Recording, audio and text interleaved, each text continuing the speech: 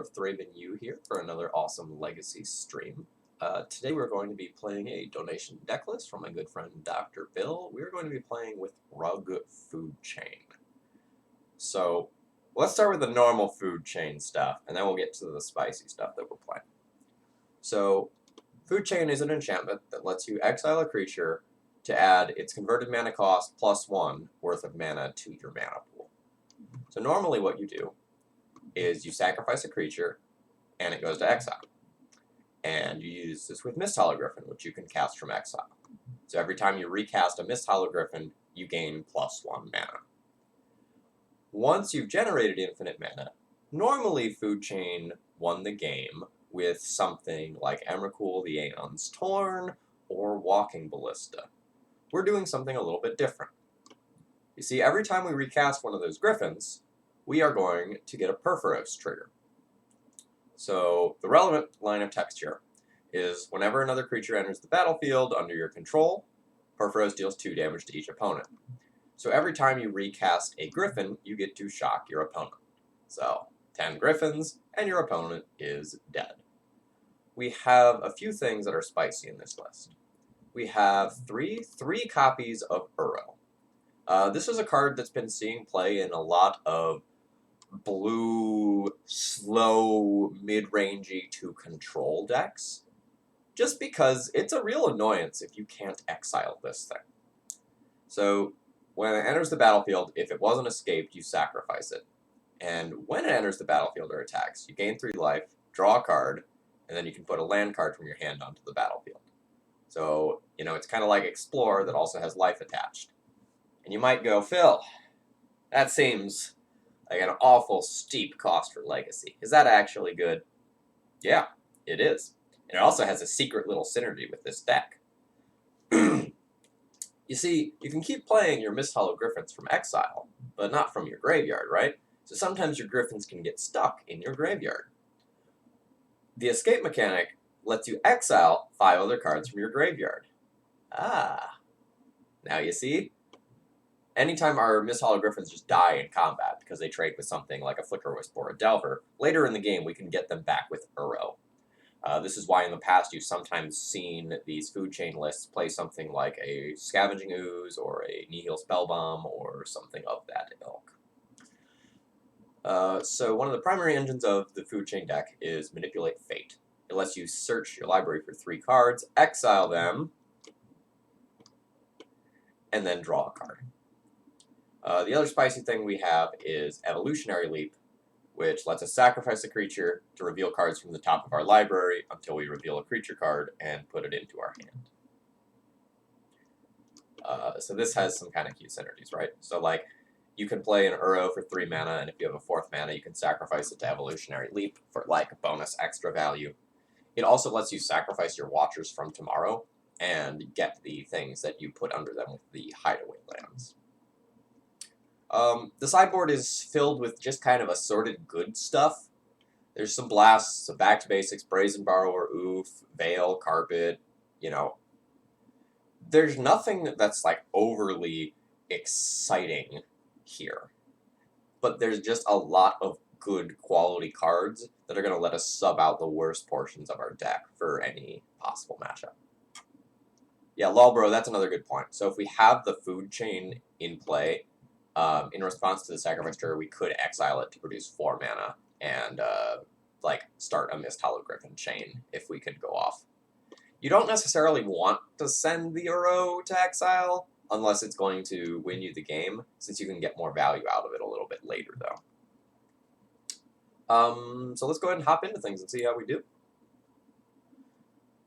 Hope you all had a wonderful Valentine's Day. Rug Food Chain. We're checking that every time now to make sure I've got the right list. I had a fantastic Valentine's Day. It's not really something that I actively celebrate, in that I kind of think it's a Hallmark holiday, and that if you're in a nice relationship with someone, you should be trying to do good things for each other all the time, not just once a year. So I made some pork chops and some roasted vegetables last night. Soaked the pork chops in golden mushroom soups. They got like super tender and juicy. Then cracked open a good beer. Got some delirium tremens, one of those big old bottles of that, and just bummed on the couch, watched some anime, played some Overcooked together, which is this hilarious competitive / cooperative cooking game that is all sorts of shenanigans. And then played around with the what do they call it? The SNES Classic online thing, where you can download SNES games for the Switch for free. Played some Kirby's Dream Course. Alright, person whose name I have no idea how to pronounce. Thank you very much for following, and I hope you enjoy the content. We should be up to shenanigans today. Well, I'm gonna ship that one. I'm gonna keep this one.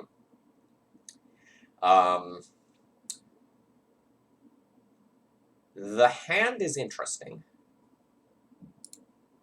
in that the evolutionary leap can theoretically be good with Uro and Watcher from tomorrow. It's kind of difficult. The thing about the evolutionary leap, though, is that I probably want to just play Uro on turn 2, use it to put that next land in play.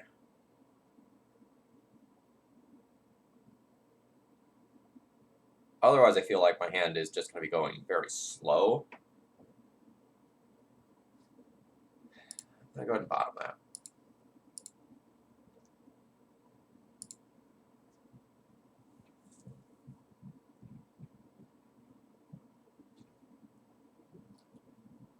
I don't really want to bottom a fetch land either, or the Watcher for tomorrow, because I think all the cards... Chancellor.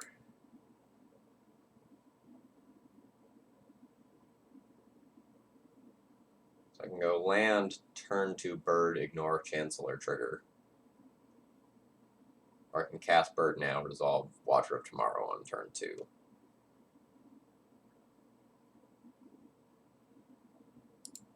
This is very much not the sort of deck I was hoping to play against with this hand.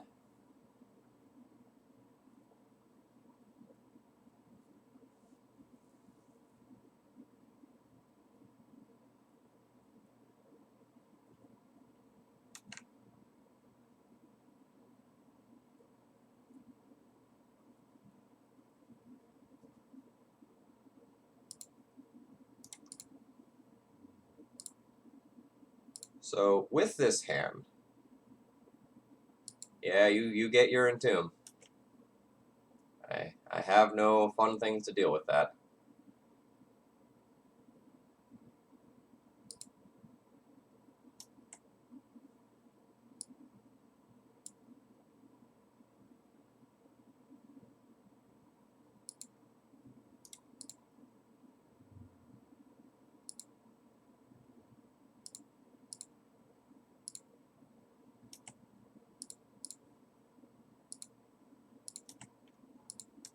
So if my opponent just goes for it, I probably just eat it to Grizzlebrand here.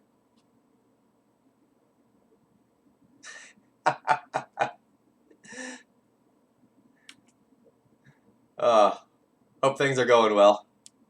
Haven't ended up in a chat with you in a long time.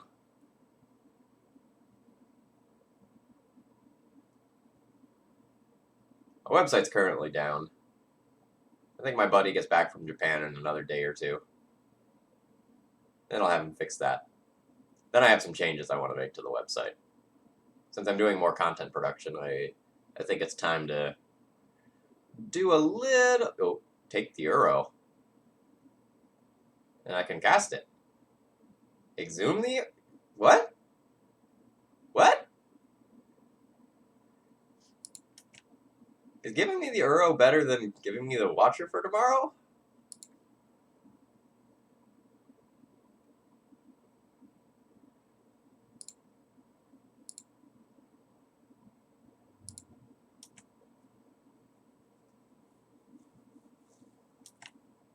Alright, just going for the full 14 there.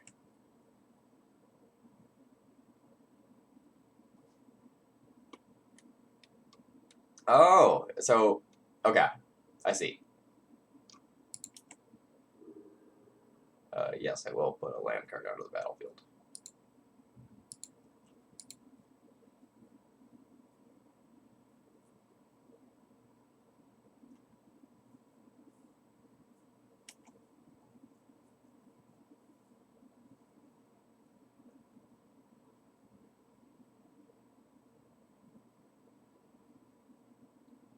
So, like, Uro guaranteed draws me a card, whereas Watcher for Tomorrow just hides a card under itself, but gives me some selection.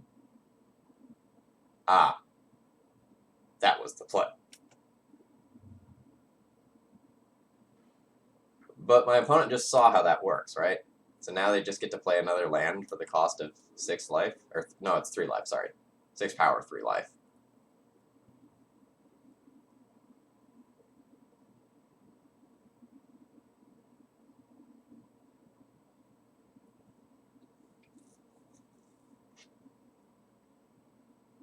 Interesting Uro mechanics here.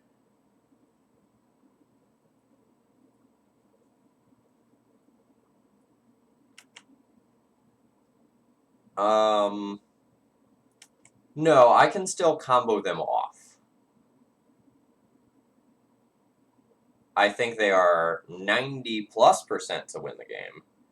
But as of right now, they can't kill me in a single turn. So I could do something like draw food chain. This Tidespout Tyrant should do it, though.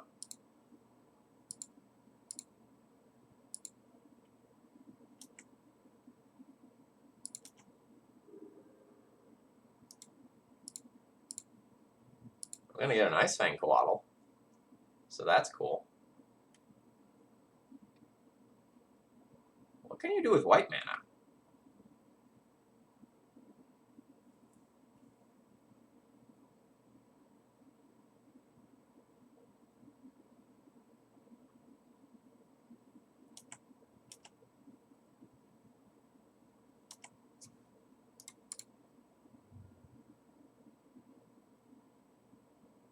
Okay. Glad I have a blue source left.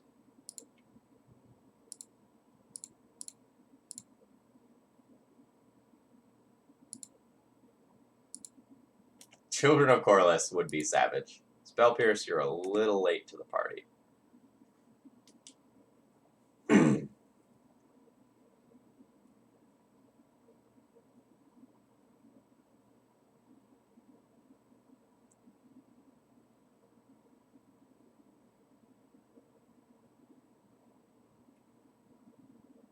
So what puts me in the best position to win this game?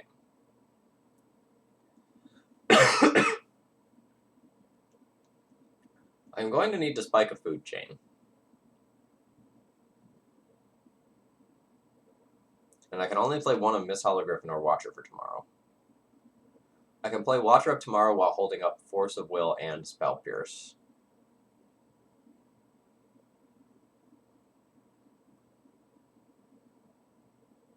So next turn, I need 3 mana for Food Chain, plus cast Miss Hologriffin. But if I resolve a Food Chain, I can probably dump some other stuff into play and like use the stuff that I have in play as mana acceleration. So I think I'm supposed to play the Watcher.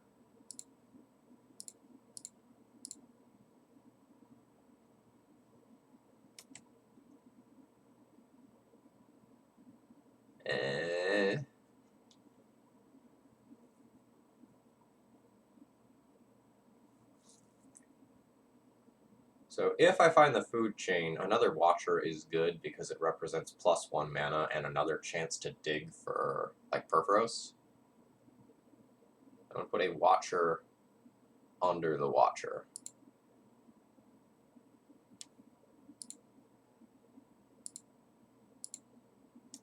And then I'll just hold back. And from here, it really depends, like, how many spells can my opponent play? / how carefully are they going to play their spells?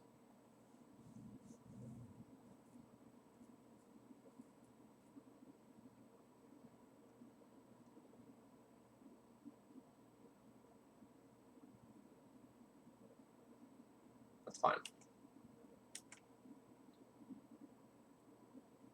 I will get another redraw off of that at some point.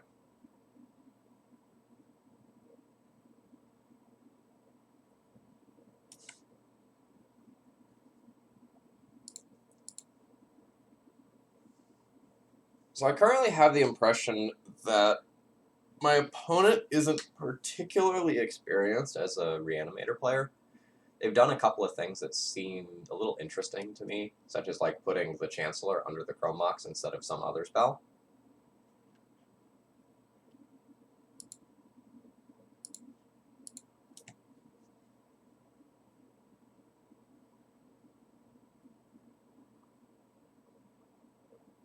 So we'll see if I can take advantage of that at all.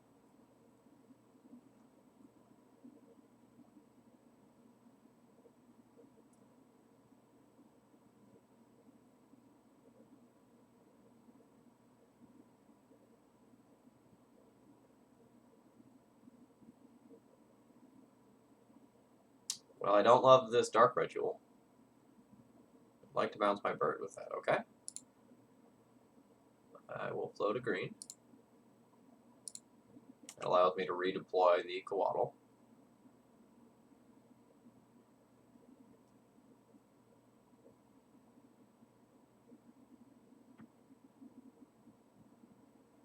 So I could Spell Pierce this. How222, thank you very much for your support. You are the first sub of the day.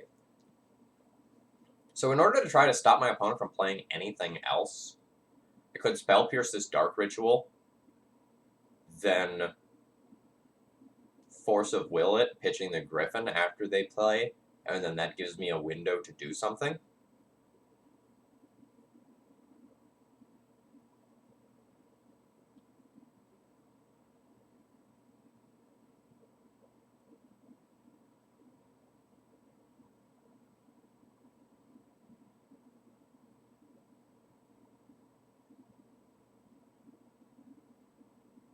You ever used 3 cards on a Dark Ritual before?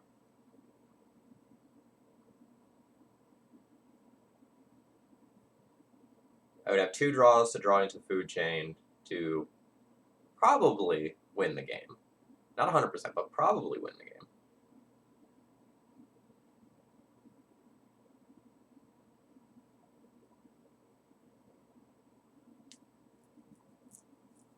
Otherwise, just more of my permanents are going to get bounced this turn.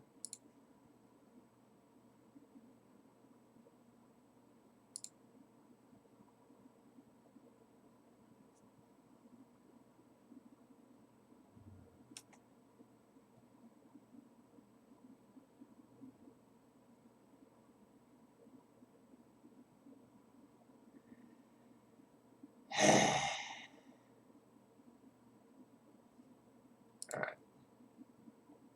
So now this is the point where I cast this. That's not Food Chain at all.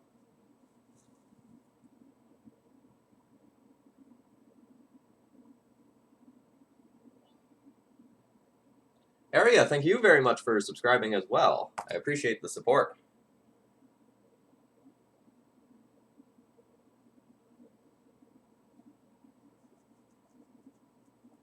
I don't think I can afford any more of my lands getting bounced.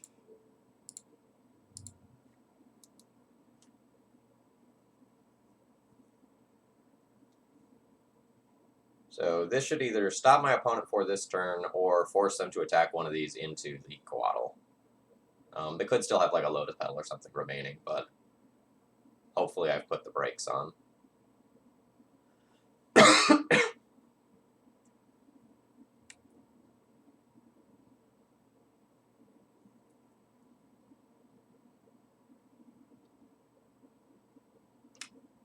See, fine, Andy. I didn't realize that because I was streaming. My opponent didn't realize that either. So right now, Ice-Fang Coatl does have Death Touch.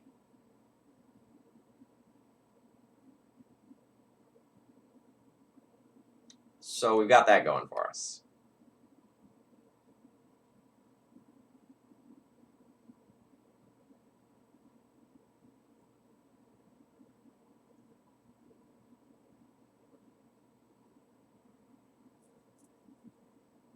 I know nothing about Secret Lair. Unless it's legacy stuff, I know nothing about it. Okay. So, I'm going to make this assumption that my opponent is going to continue to think that that Ice Fang Coatl has Death Touch, okay? I'm going to make that assumption. Because I don't know how I win without making that assumption. I also probably should have attacked with the Watcher of Tabaro first. And just, like, done a bluff attack that, like, this will let me combo off. I don't know what level my opponent is at in terms of, like, reading that.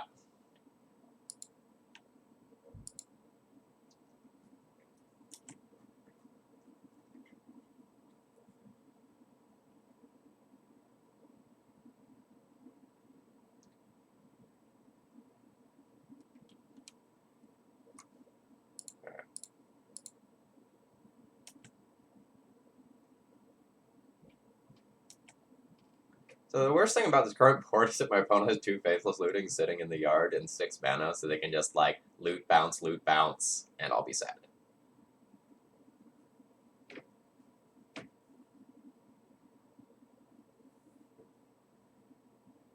The original Theros gods, eh?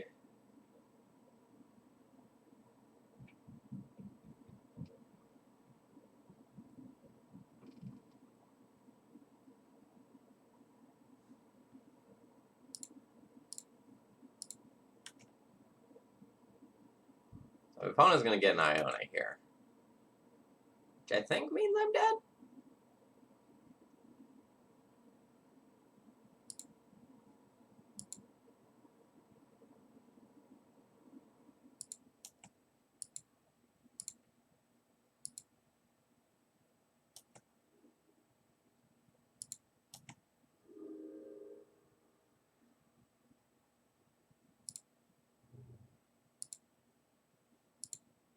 So now my Ice Fang Coatl can be bounced by the next spell.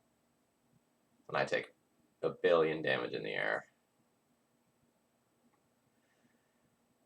Okay. Okay. This is the point where I'm finally comfortable throwing in the towel. We wiggled around for longer than I expected. So what do I actually have?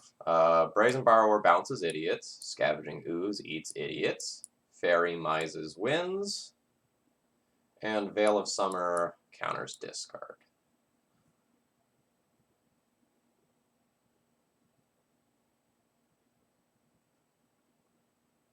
So, what are we getting rid of here?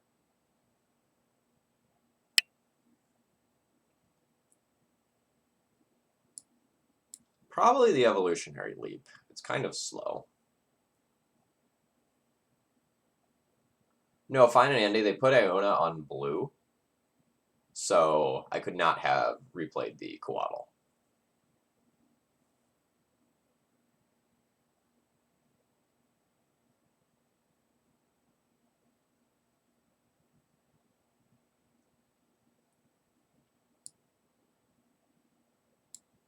Despite the fact that they gave us the Uro back a couple of times, I think Uro is more of a card for longer grindy matchups than matchups like this one. So I'm probably going to trim at least one of those.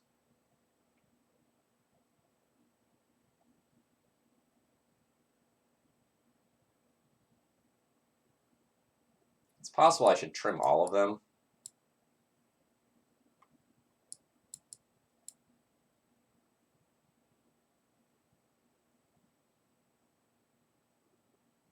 Then, like, trim a Manipulate Fate.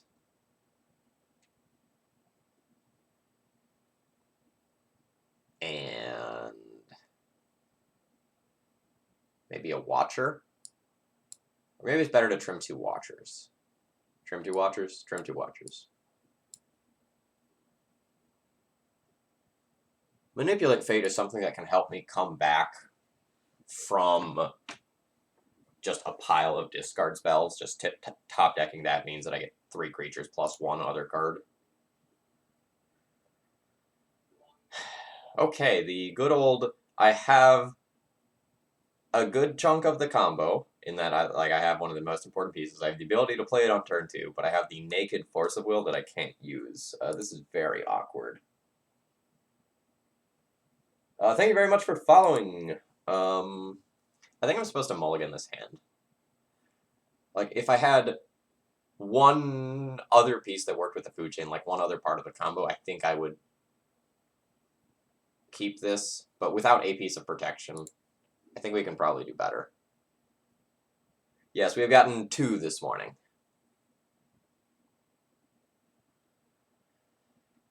Okay. I don't like this hand.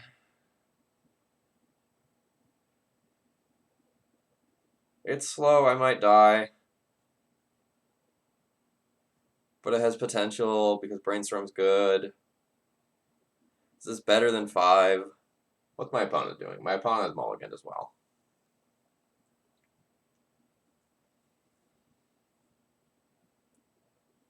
I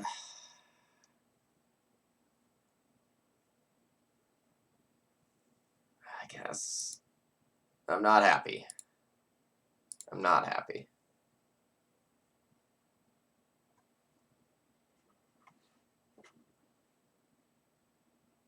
So,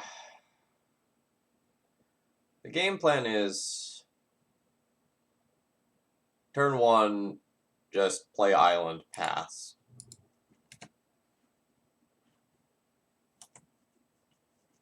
Turn 2, potentially brainstorm into fetch main phase, depending on what we draw.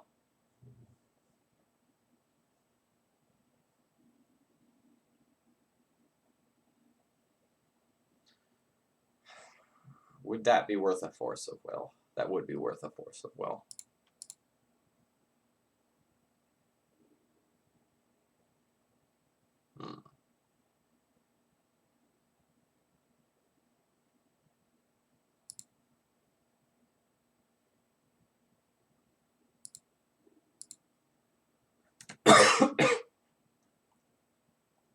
Yeah, we were playing against Red-Black Reanimator, and we are down a game.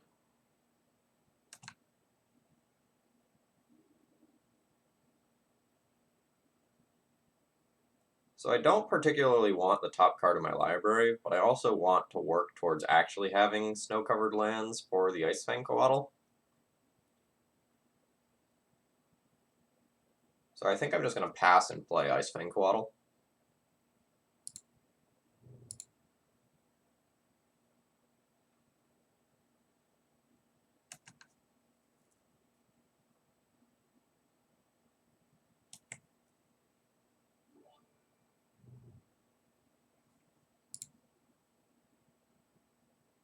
G Panta 101. Thank you very much for following. I hope you're enjoying it. Yeah, the turn 1 draw was Chancellor. And now, do I just brainstorm for a force? Yes.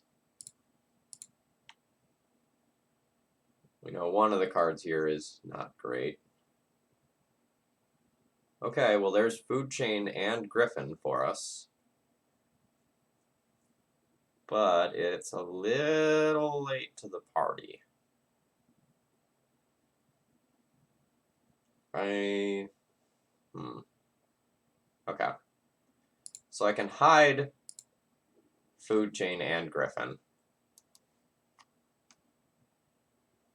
And then play Food Chain into Griffin off the top of the library. And hope to combo off before my opponent does. I hide the goodies on top of my library so the discard doesn't get me. But if they can just produce another creature this turn, I probably can't win. We knew our keep was pretty shaky. So I'm not surprised to see this happen. We have outs, but we're definitely not as interactive as many other blue decks. You know, a Delver deck has like Force of Will, Force of Negation, Spell Pierce, and Daze. We're not anywhere near close to that level of interaction.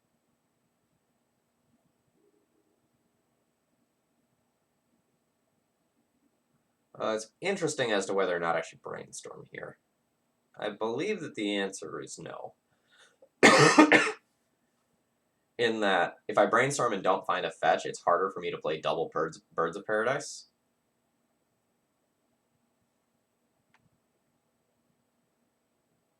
I think I'm going to go ahead and just play bird, and I don't have matching birds for some reason today. So we're just going to play double bird. Get ahead on mana. Opponent is scared. Like, unsummon a bird is a sign of fear if I've ever seen one. I'm hoping to not have to use this brainstorm in response to a Plague Engineer. Plague Engineer on bird would be pretty decent right now.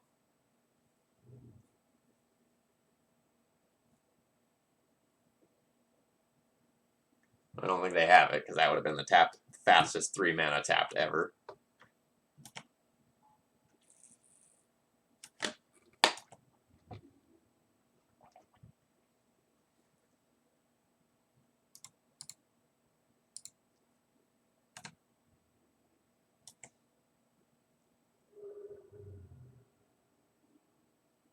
Alright, we have a lot of missed hologriffins.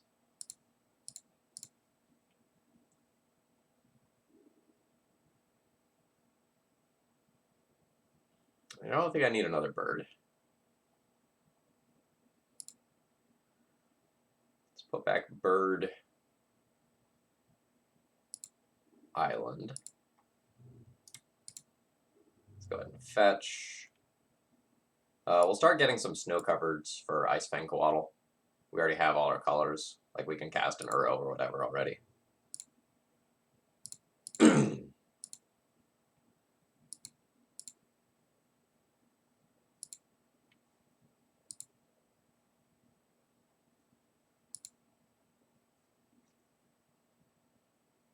Yeah, so K-Bird Smash, I always just, like, borrow all of my stuff from Card Hoarder. So, I just must not have been paying attention to, like, what... Force Pitch a Brainstorm. Deal. To what editions I was grabbing.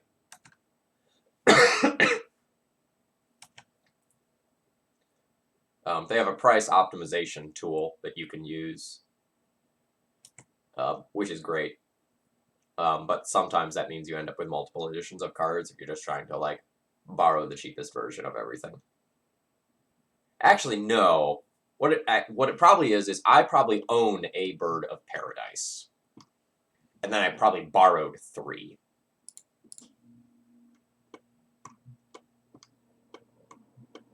Yeah, I must own one of these.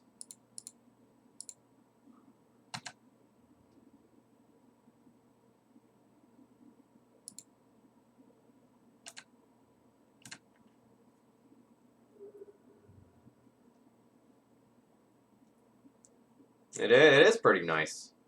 Some very smart and attractive person must have made this deck.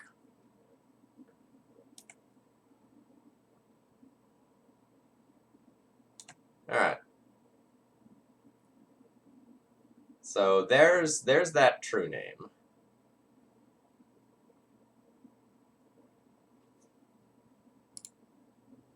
That's what I was talking about earlier, when we got Spell Pierced.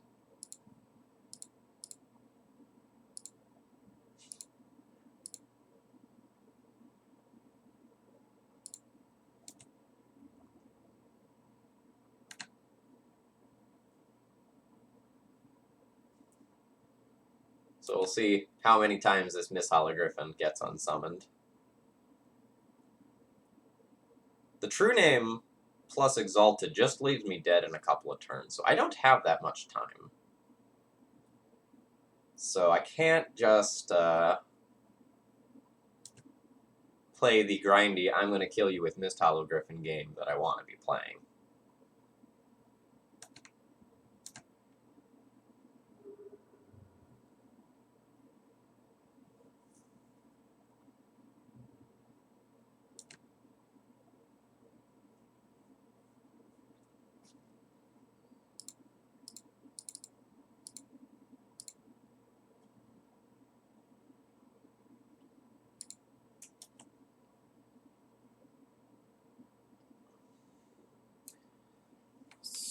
So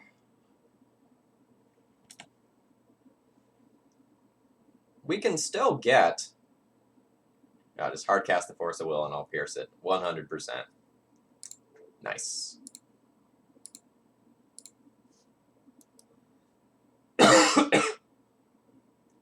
So food chain off the top is a win as of right now. Even if my opponent unsummons a Miss Hologriffin, I have 4 plus 3.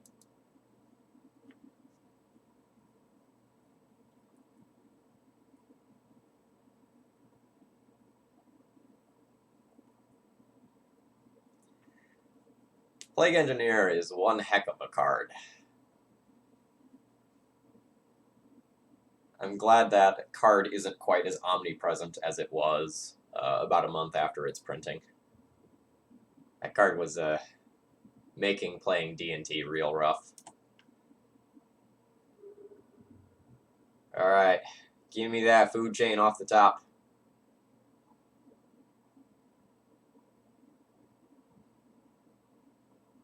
So that doesn't actually do anything, right? Like that, it's not in any capacity disruptive to me.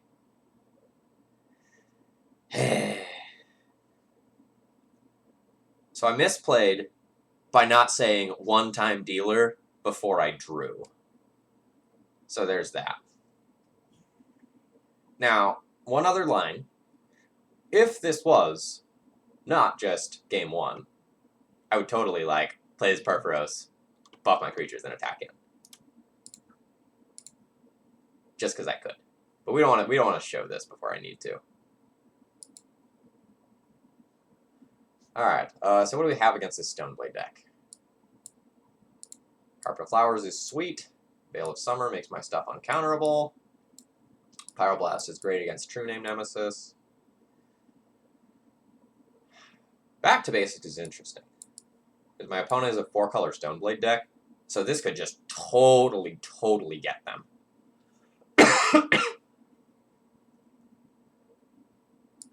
Could consider Brazen Borrower and Oof as well.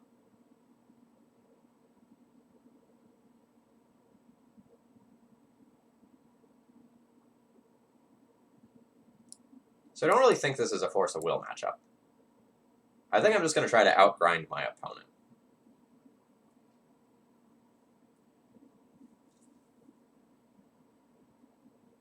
And just play a nice, fair matchup versus them.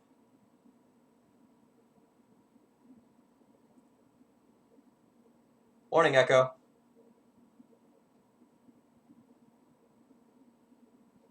Yeah, I'm going to go ahead and play the Back to Basics, I think.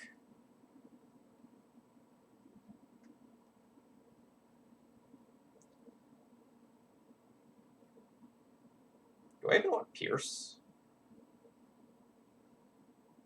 The games are going to go real long. Like, I have Veil and Pyroblast as counterspells.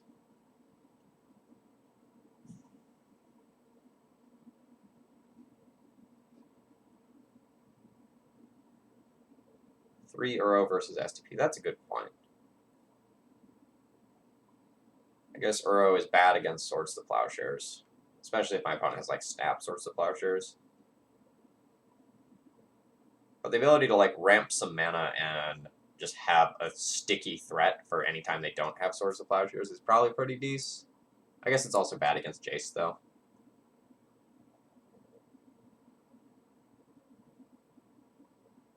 Ooh, that's a good point. Is opponent cutting plows?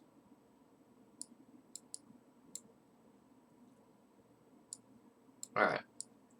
Let's play this random Brazen Borrower, go pretty light on counterspells, and just plan to play a mid-range game versus them. The other thing I think we could potentially do is just board out the Evolutionary Leap, but I kind of like it.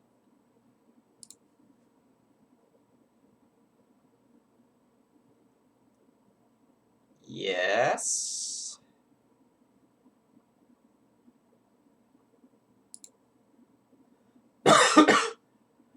I'm not necessarily in love with this hand.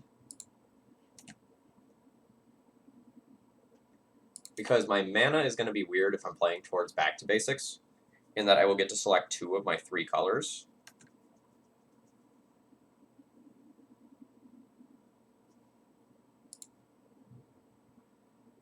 think it's green and blue as of right now, and we just kind of ignore the Pyroblast in the short term.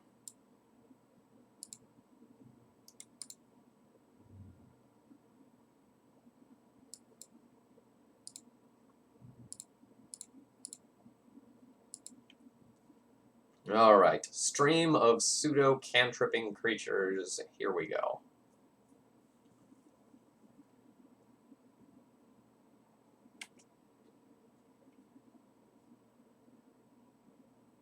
So what am I missing with my hand? I have the food chain, I don't have the Mist Hologriffin, so we take the Mist Hologriffin.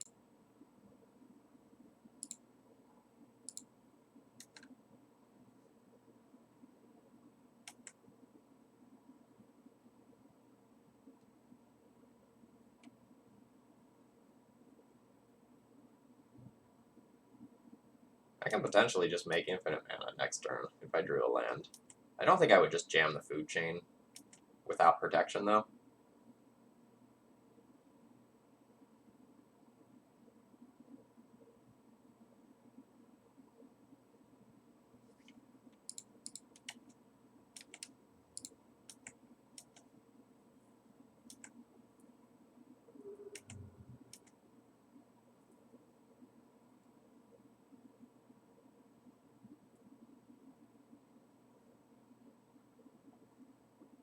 Putting the evolutionary leap into play is kind of cool, but I think I'm just going to put more pressure on my opponent right here. Because playing the food chain also just allows me to do ridiculous things with these Watchers.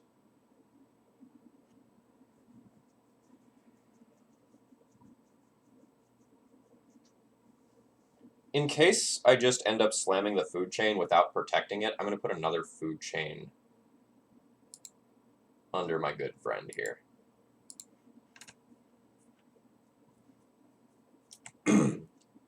So in a weird sort of way, it's kind of like we have 7 cards right now. Now obviously that's not exactly true, but it's kind of true.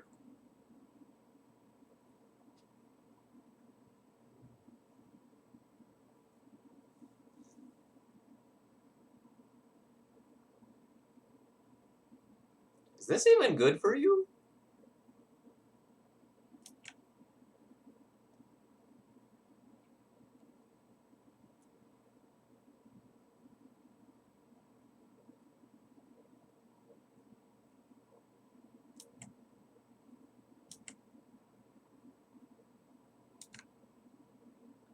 I don't know that it really is an oof moment.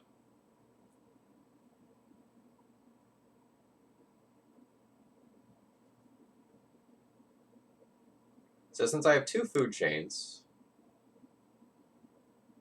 I will just go ahead and play one here.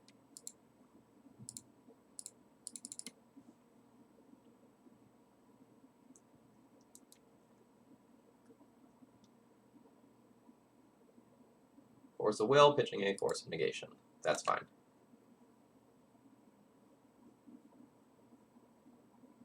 So now I really just want land.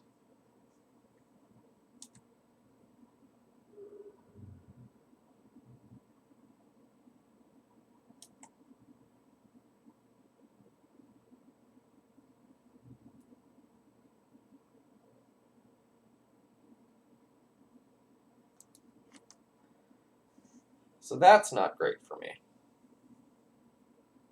I would like to Pyroblast that with Veil of Summer backup. That would be cool.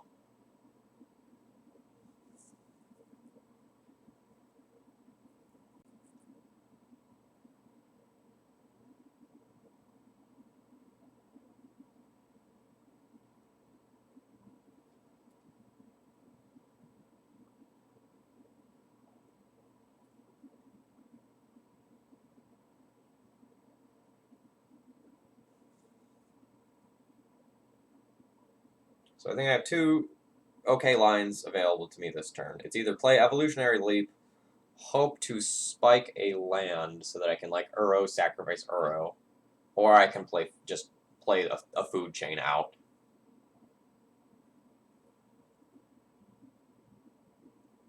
Uro's not great against Jace Bounce. But if I can get Uro plus Veil of Summer, things start to get interesting. Is he trample? He is not trample.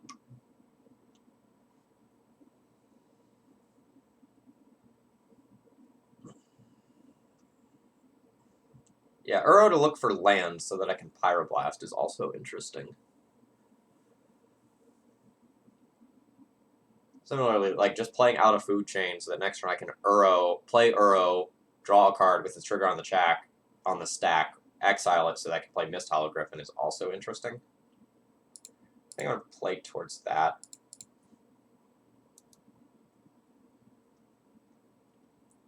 This is awkward in the face of a Disenchant or Council's Judgment, though. I don't know how many of those sorts of things my opponent is playing, though, given their mana base. Yeah. So I think we're going down this game just for not hitting lands. I think our hand was excellent. But then we got clumped up.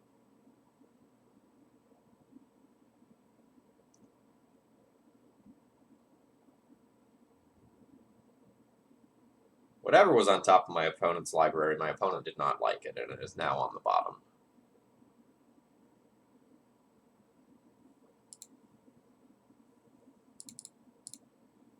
Let's try to find some land.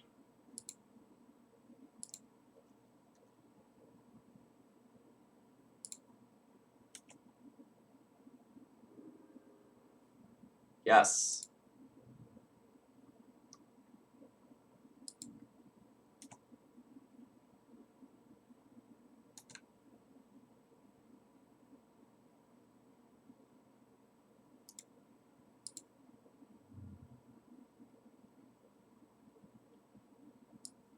No basic mountain. No basic mountain. So I want more green, so let's go Taiga.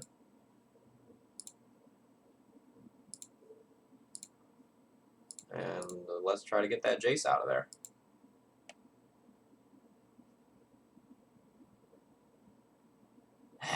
Spell Pierce!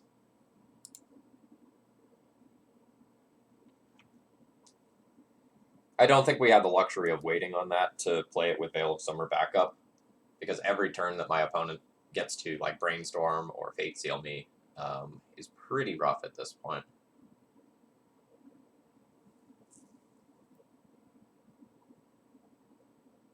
Like, in terms of a clock, we're not taking that much damage, but the Jace is doing a lot of damage.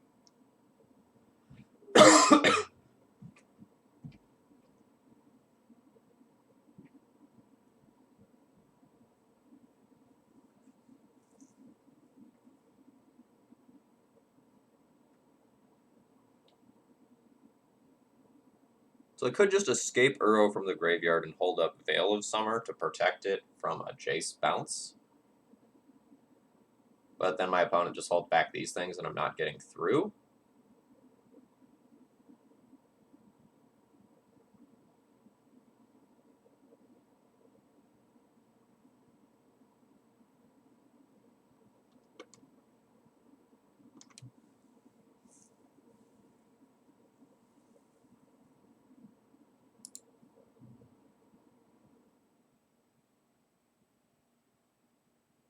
One of the issues here is that just playing out a Mist Hologriffin is just like Jace Summon hit me for 3 for the rest of the game.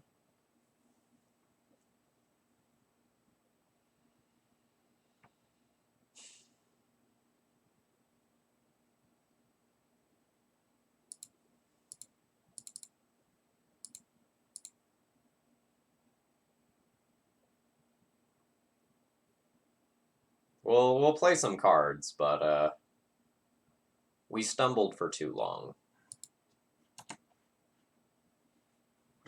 And like I might have to use a Veil of Summer to protect a Mist Hologriffin from a Jace summon. Or this.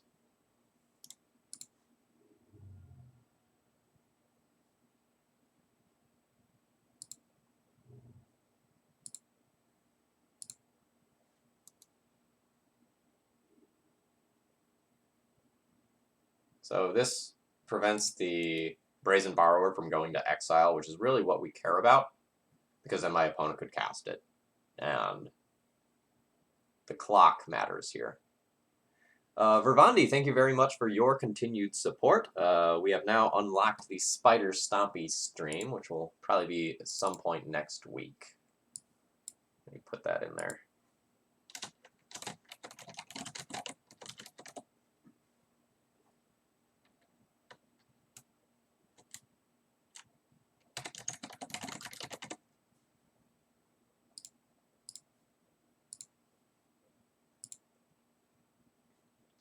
Yeah, I don't know if you've seen the Spider Stompy meme deck that's been floating around on Twitter, but it's pretty hilarious.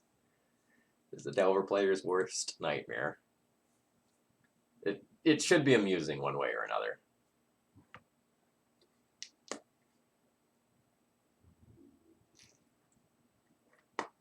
All right. Cheers and have a great rest of the day. All right, my opponent's already activated the Jace. Do I just want to trade for this Plague Engineer? I think I do. Because it's not like I'm pressuring the Jace. So I think if I trade, I can then get the Mist Hollow Griffin back out of the graveyard via the Uro escape. So I think I'm fine with that.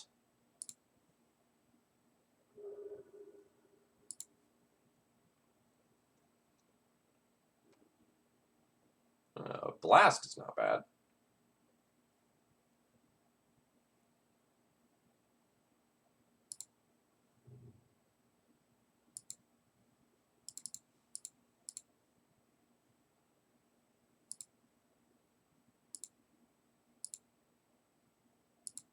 Actually, no, I don't want to do creatures because I don't remember if I boarded him scavenging these or not.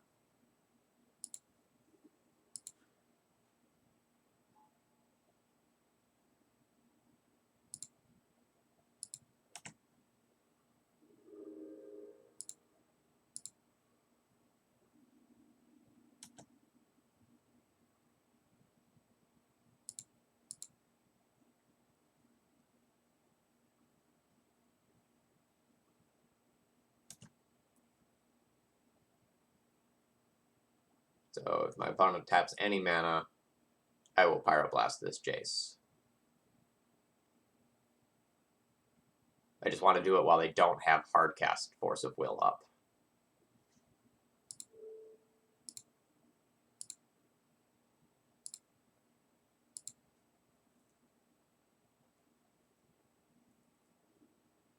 Alright. The Jace is gone. Everything's okay now. Everything's okay.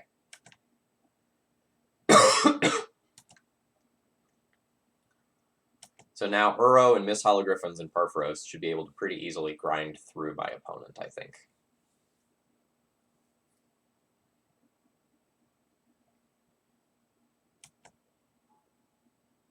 Well, that's a pretty good grinding tool you got yourself there.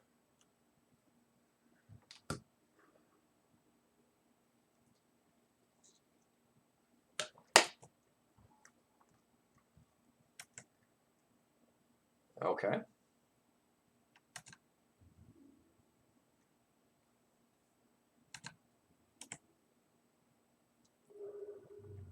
Sword of Fire and Ice is a little threatening.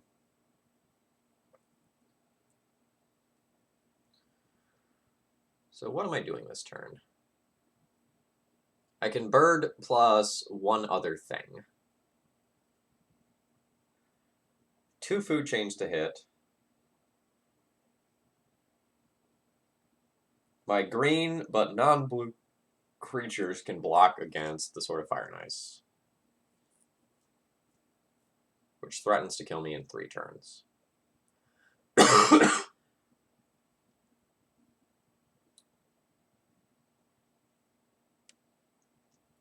So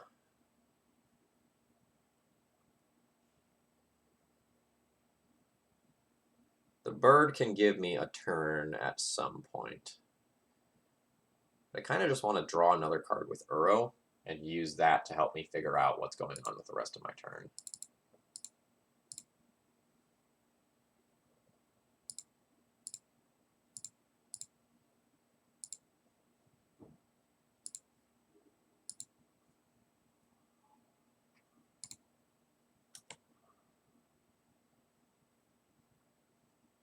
Do.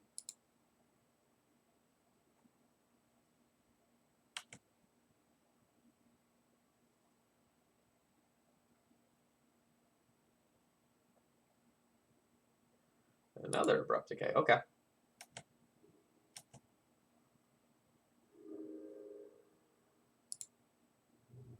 So we put a land onto the battlefield. I could just redeploy yet another Uro. But I think I'm just going to play the Leap and the Bird.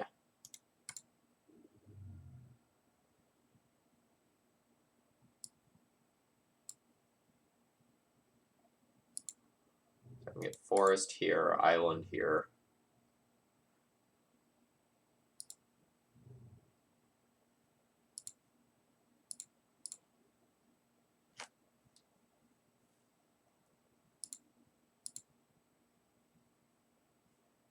Actually, if I wait a turn, I could play the Bird, block with it, then leap it away, and gain a little bit of value. Is that better than just taking the 5 life now?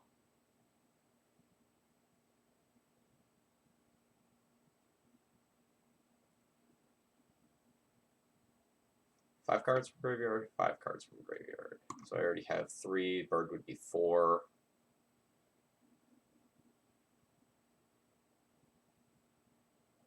Yeah, I think I will. Since I'm going to take some Ice Fang Coatl hits pretty much no matter what, I will go ahead and just wait that out for 1 turn.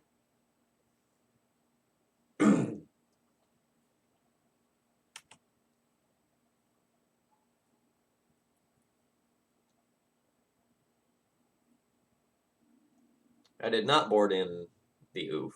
Now that I know that my opponent has Astrolabe, I might want it. I'm probably going to be boarding out my back to basics for the next game, since my opponent has seen me playing all these basics. They're probably going to play around back to basics next game anyway.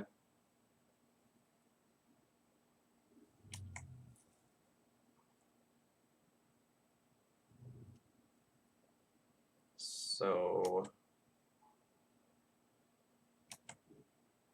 Food Chain would be cool. Just saying. Thank you. Thank you.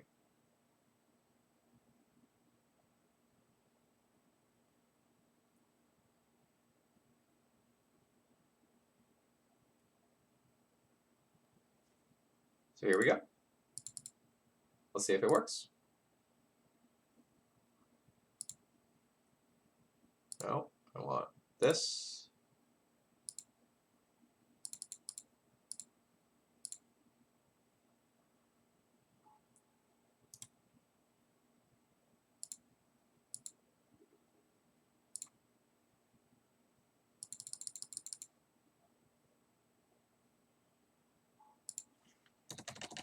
Kill is Purphoros, god of the forge. Kill is in hand.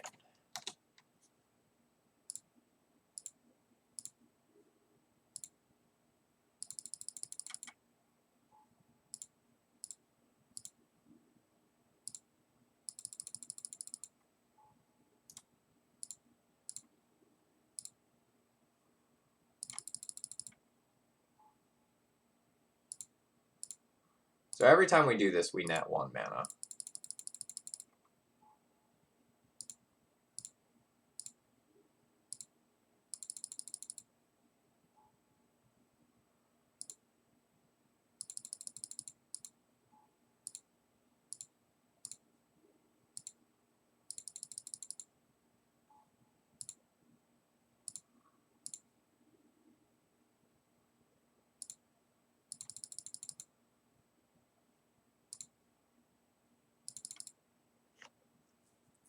There we go.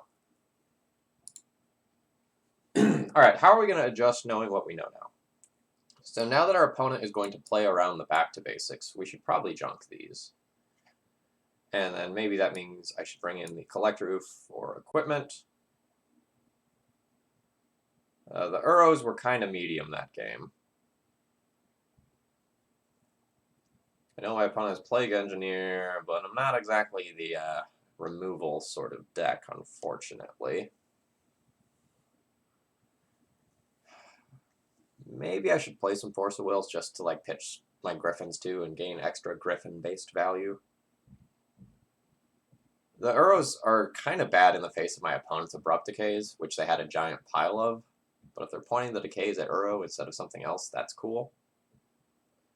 I didn't see Snapcasters, but I wouldn't be surprised if Snapcasters were in there. I think I need to keep at least one Uro in the deck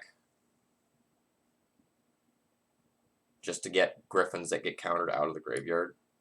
I played an Evolutionary Leap that game, but never actually activated it. I just didn't have time. So I think I'll bring the Ooze in over that. And then that's 59 right there.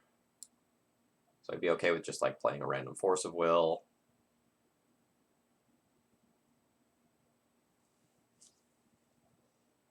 And Force of Will might just even be better than Uro, but because I just want more things that can fight over Jace. I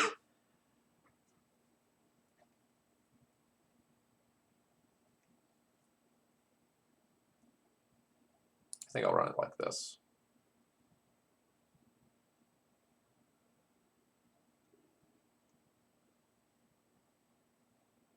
Yep, this hand is fine.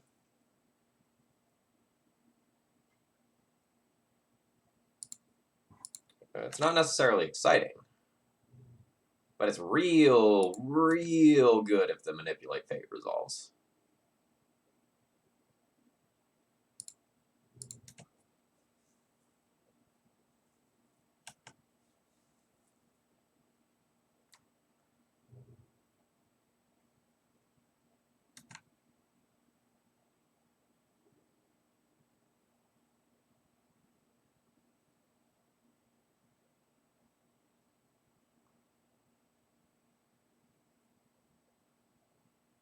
So I can just fetch a Valk on my opponent's end step and play Coatl. I think that's what I'm going to do. Rather than just tap out on my turn and not be holding up Pyroblast for True Name Nemesis.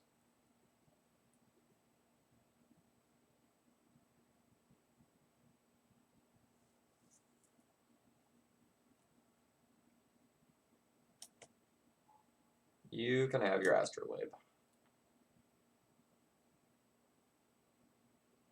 That's fine.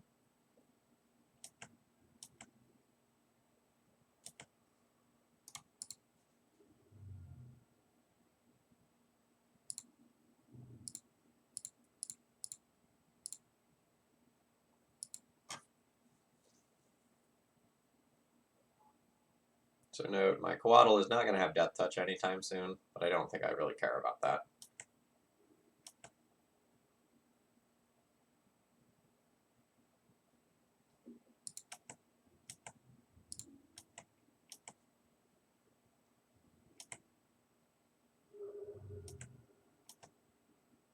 So I could play Manipulate Fate this turn with one Pyroblast available. Or I could just play Watcher of Tomorrow with one blast available and save the Manipulate Fate for a little bit later. I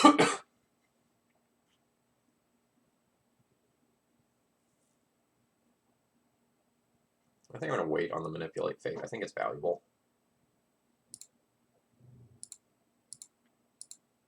So let's just play Watcher for Tomorrow. Which I'm not sure that I would actually fight over if my opponent counters it.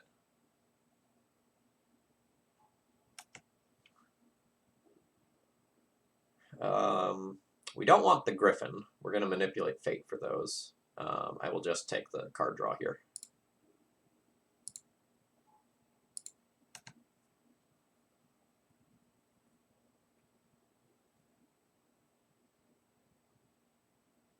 Yeah, you can have that.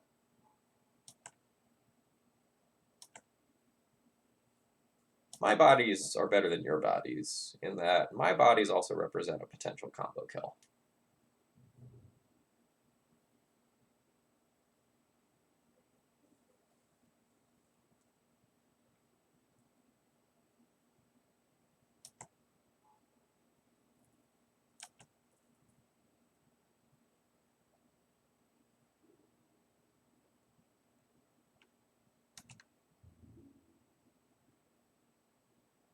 Now it's slightly awkward that our coatl is not going to have Death Touch. No, I guess it isn't, because it would be pro blue anyway.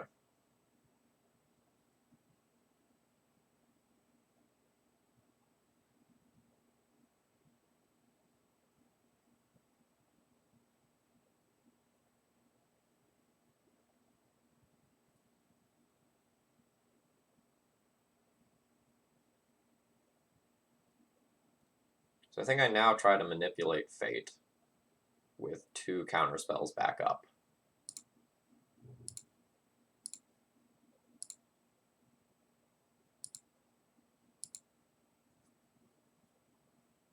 It gets super blown out by like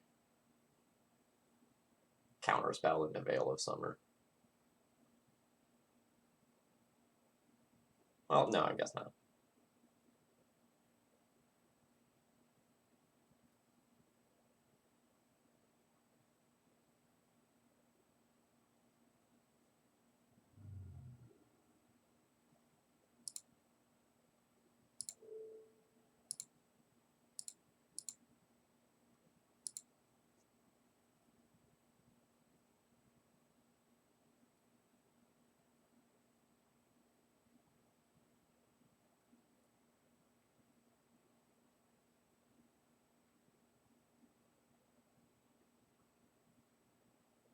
What is this going to be?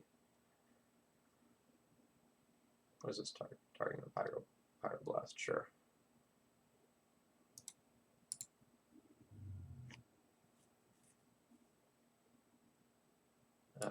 Looks like we're getting Taiga.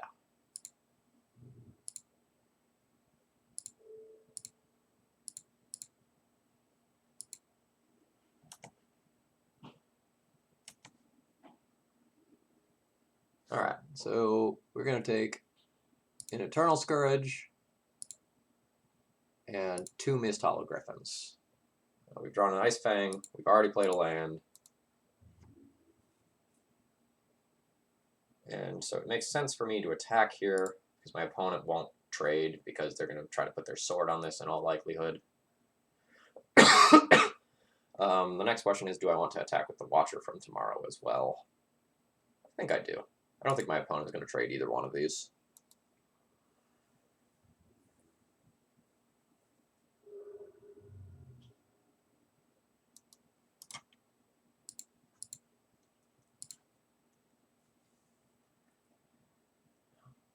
And while I'm waiting for my opponent to do whatever, I just want to say, isn't it frickin' sweet that we have 80 people watching Legacy at 9 a.m. on a Saturday morning?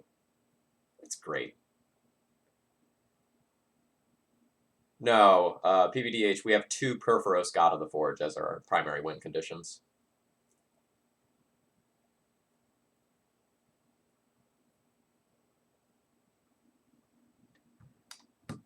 Yeah, and that's one of the real reasons that why I do these Saturday morning streams instead of just doing all of my streams at night, is so I can do something for the overseas fans.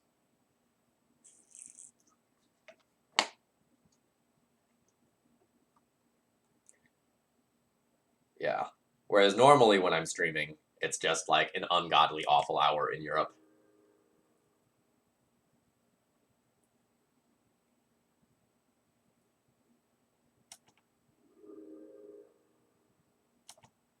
So opponent has just valued removing my creatures from the board, knowing that I have the food chain and the combo potentially ready to me. I can respect that. But it does not matter.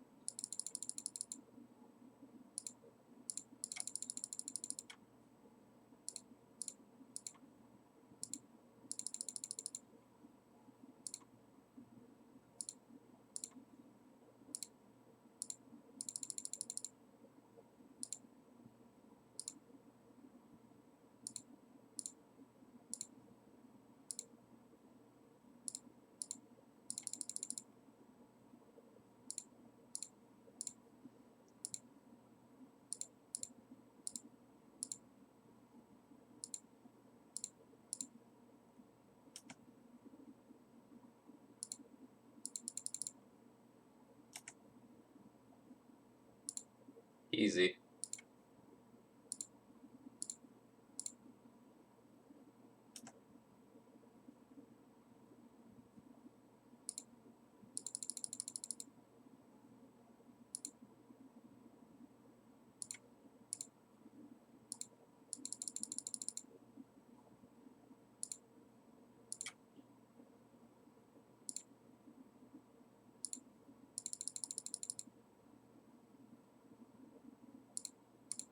Okay.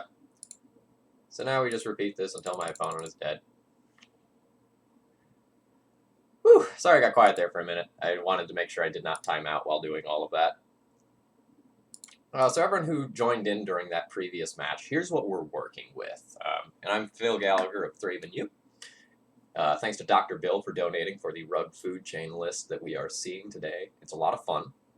So in case you're not sure what the kill is that we actually just got, anytime a creature enters the battlefield while you control Purphoros, you get to shock your opponent for 2. So anytime, like one of your Mist Hollow Griffins or something hits play, you shock your opponent.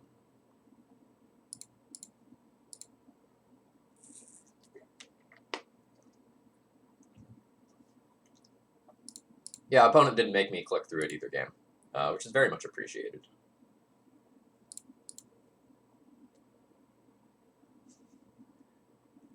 Yeah, attack with Griffins is actually, like, really good against a lot of the format. Like, Death and Taxes, for example, just, like, does not beat a herd of recurable 3/3 Griffins. Pack of Griffins? I feel like it's pack.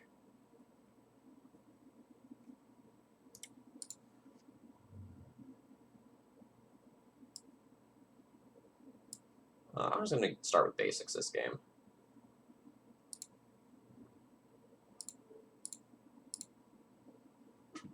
And I'm going to shut my heat off because it's getting really warm in here.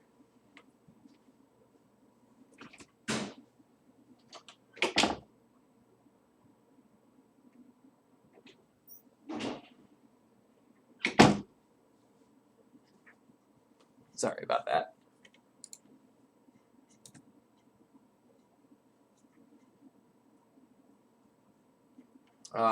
Do I just jam the Manipulate Fate right now? Yeah. No open mana. Opponent has not had any time to cantrip. Let's go.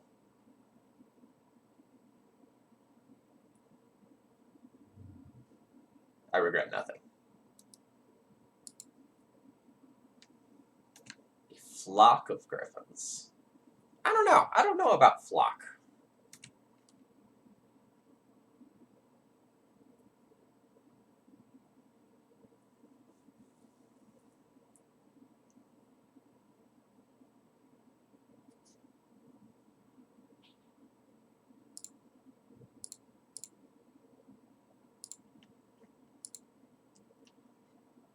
So Purphoros has some upsides. So for example, Purphoros does not target. So if your opponent randomly becomes hexproof for some reason, that's cool. A gaggle of griffins, well, that's hilarious. So I do certainly like that.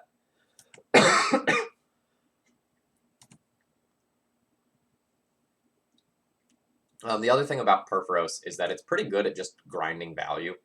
So, like, imagine that game if I would have had a little bit more time and I just would have, like, stuck the Purphoros into play earlier. Like, imagine that if I had one more land here and I just, like, put the Purphoros into play, and then, like, every time one of these idiots hit the battlefield, I just got a shock out of it. That adds up to a lot over the course of a game. A Pride of Griffins. Ooh.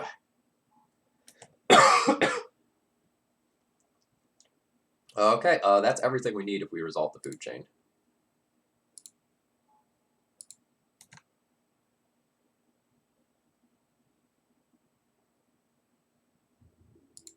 Yes, you can.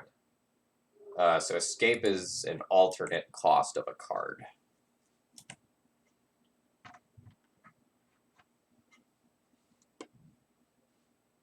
So its escape cost is green, green, blue, blue, plus exiling some cards. So you can use that to get your Uro back.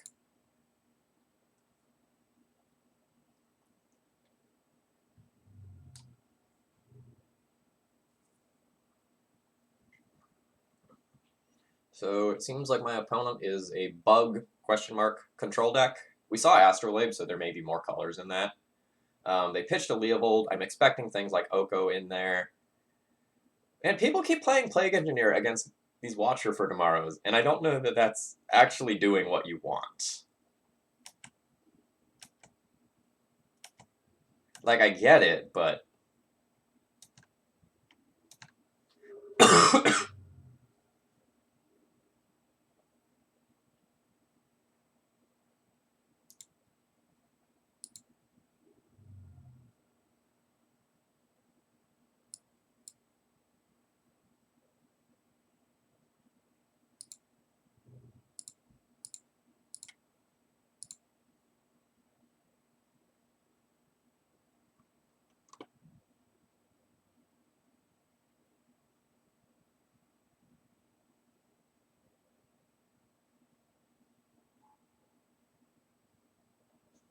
I don't think it does.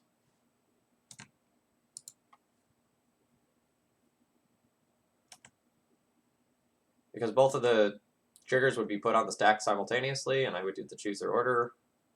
So I would choose to put the one that returns it on bottom and the one that gives it to me on top.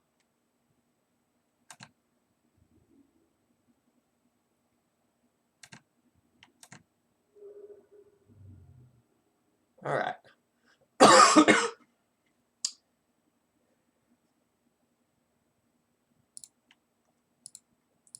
My opponent can have plenty of things that stop this, but it's worth trying.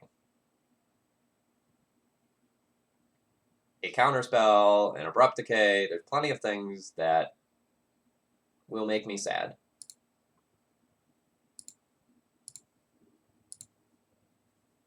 Where'd you go?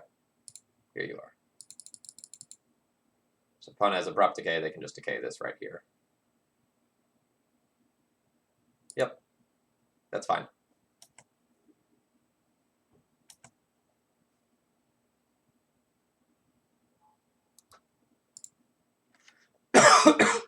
I'm fine with putting my opponent to the test there, though.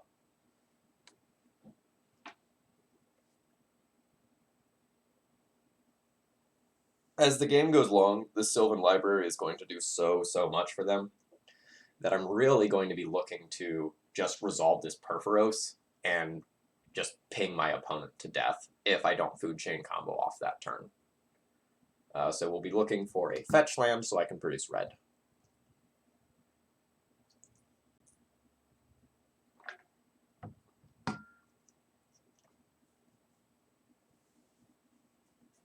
I will also probably trade Eternal Scourge for a Death Toucher over there sometime soon, just so that I can get the Eternal Scourge back with an Uro at some point.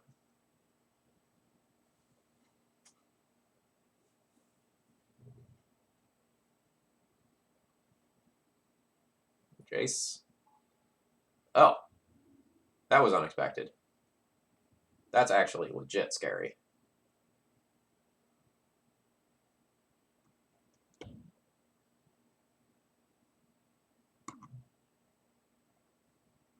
So Eternal Scourge can block Questing Beast at some point.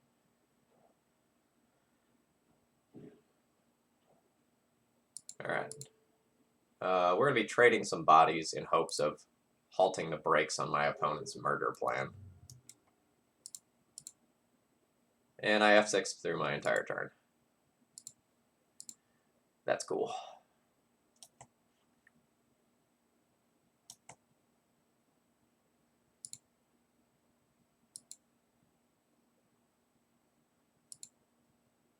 To be honest, I would have just played Icefang Coatl anyway in all likelihood.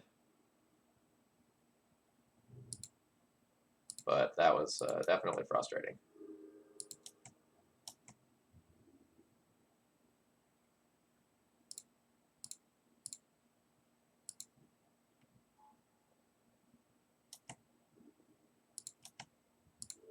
So again, we just need to stem the bleeding right now and find some way to deal with the Questing Beast.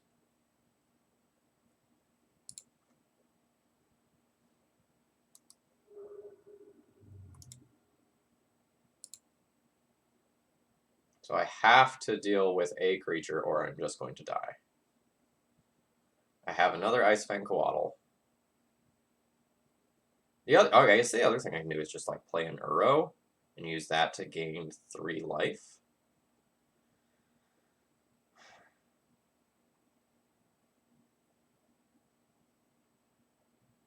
So I can play land, play Uro, gain 3 life, get Eternal Scourge back, then work towards playing Uro from graveyard next turn to block Questing Beast. Okay.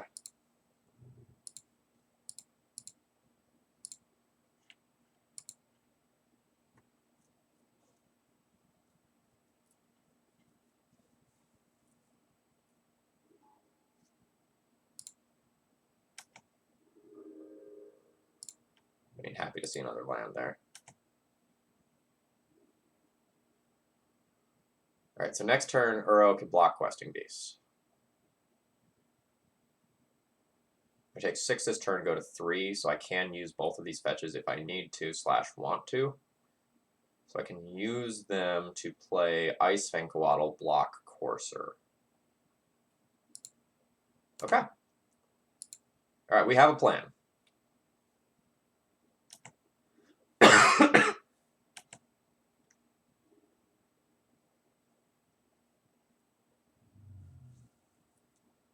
If they have another Questing Beast that they can Green Sun for, that is no bueno.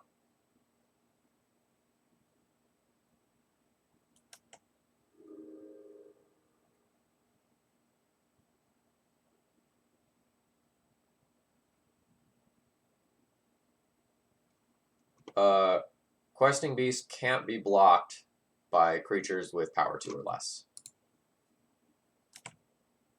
There's a lot of words on that thing. Oh, well, I did not play around the second Leovold there. Or no, I haven't drawn a card yet this turn, so that's fine.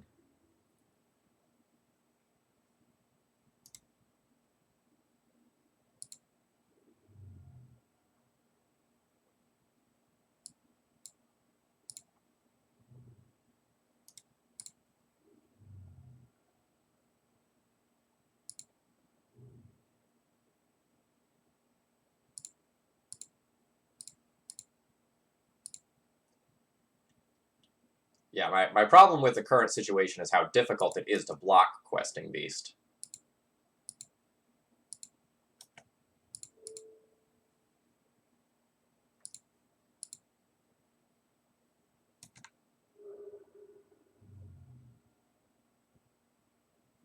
Alright. So 4 of my mana is for Uro, and then I have 2 other mana to do with what I want.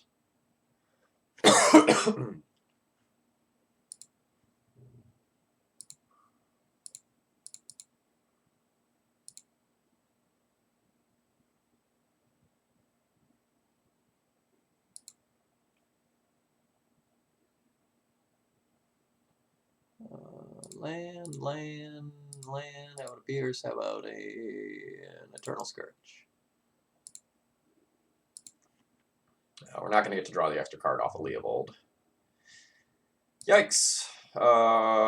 Okay, so either one of these is lethal, and I can only produce 1 blocker, so I am dead. Concede.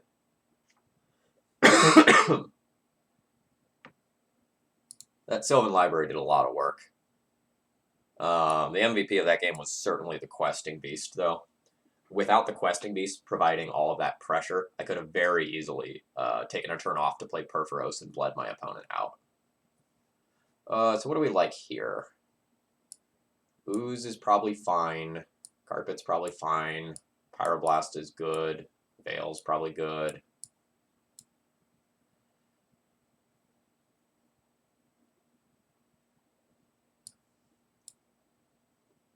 I might even play a Brazen Borrower.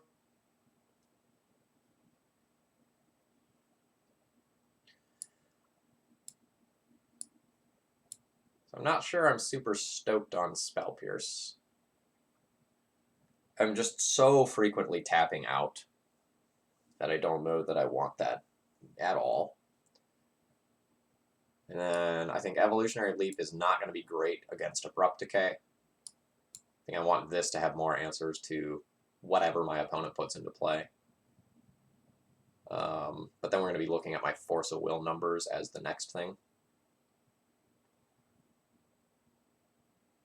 So I will probably trim but not cut force of will. And then the question is, like, do I want the Brazen Borrower as a one of or a force of will? I guess the top half of Brazen Borrower is not particularly good against all the Ice Fangs that are on the other side. So I'll just play 2 forces.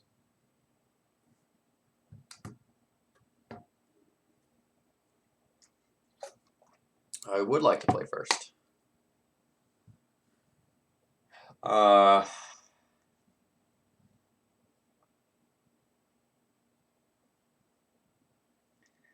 There's such a high chance that I get stuck on this hand. I need more mana to operate than what I have. But I do have both halves of the combo. I don't think I want to set myself up for this like Plague Engineer blowout. I'm going to try to find something a little more stable. This hand is excellent. The Ooze is going to go back with this hand.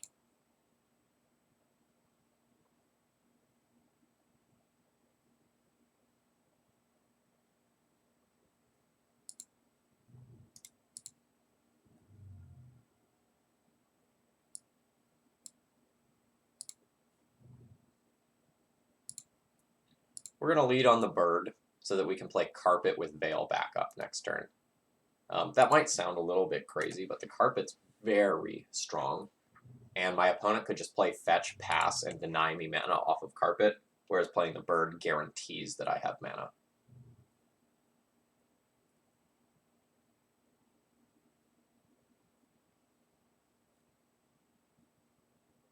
Alright, so opponent has a Dryad Arbor to get. That is fine by me.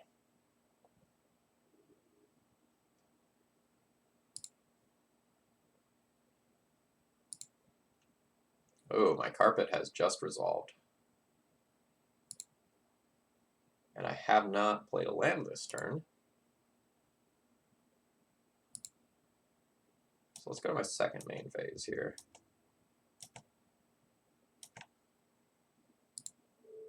Let's make a blue. Let's use this to brainstorm. Oh, wonderful, wonderful, wonderful. All these cards are great, so I'm going to put back 2 of the lands.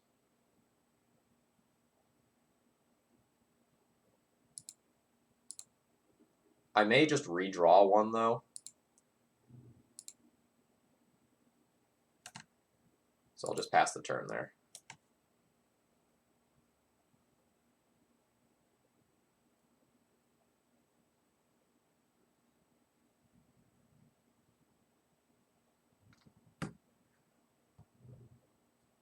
I'm not overly familiar with my opponent's deck list, so I don't know all the exact pieces that they're playing. Okay, so I get 1 extra mana from what my opponent's doing right now. So I'll have 1, 2, 3, 4, 5 if I draw that land. So I am going to draw that land so I can play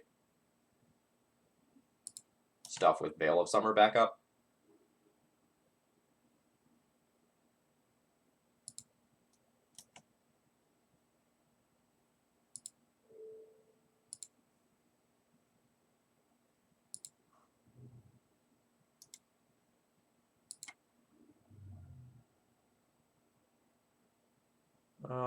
I don't really think I wanted to use that land. I think I want to get Basic Island off of Misty.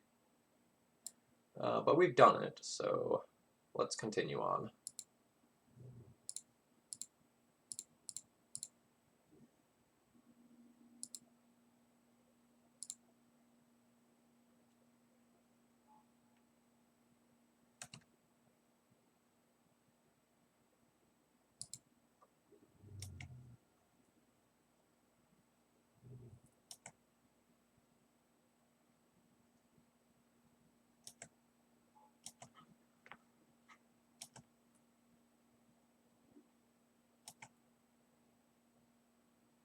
Yeah, so Now all we need is like a Purphoros or another Griffin or like a Watcher of Tomorrow. A lot of our draws are going to be very good at this point, and we just need to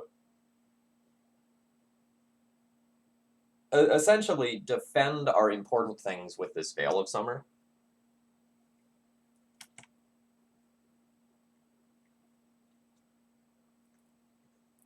We're going to stare at each other in terms of like life totals for a while. I can attack into this Ice Fang Coatl because my opponent doesn't have enough snow permanents yet. But after, assuming they fetch another snow basic this turn, I'll get like one attack this turn, and then they probably hold the ground.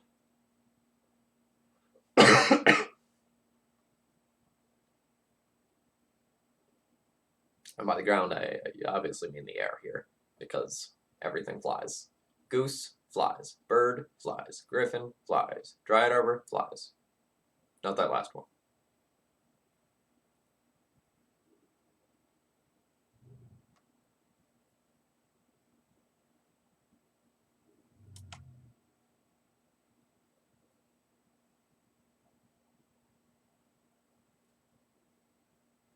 Find me an island, please.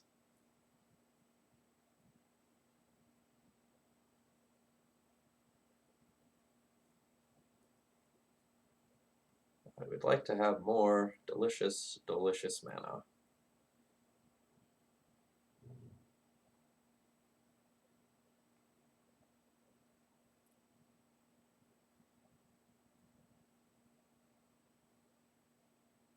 Well, that's slightly annoying, but not the end of the world.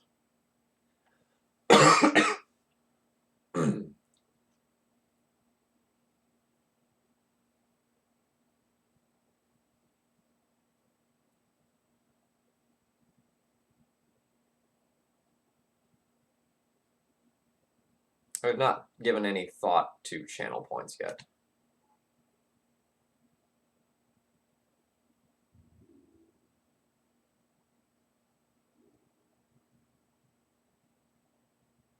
Oh, fuck. Fuck.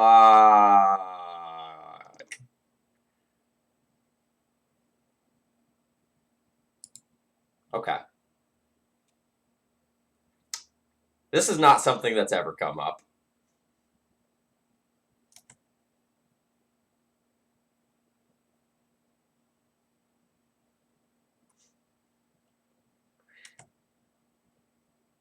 The plan of winning this turn sounds like a great plan. Yeah, let's do that.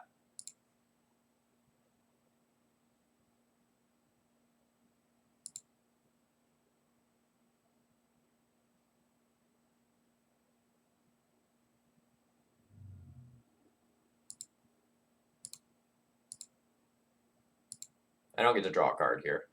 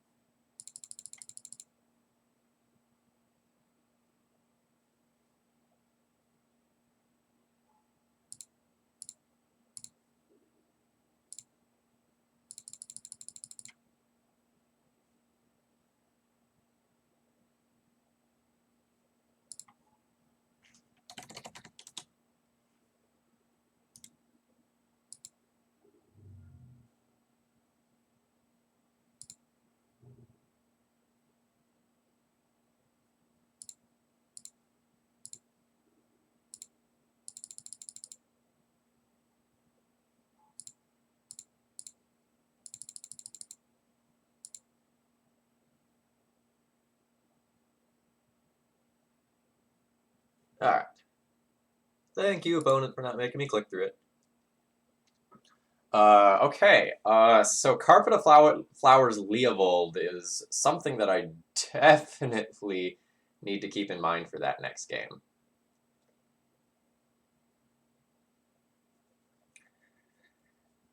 And maybe I need more copies of Force of Will.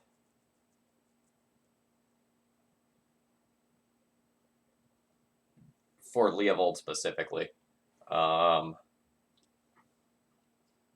Because if I start on a Carpet of Flowers and my opponent Leovold's, that is rough. Leovold also makes Brainstorm, Manipulate Fate, Coatl worse.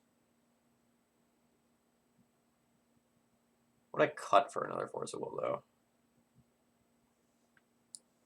Maybe I don't play quite as much of a mid-range thing, and I junk the Ooze. That's probably okay.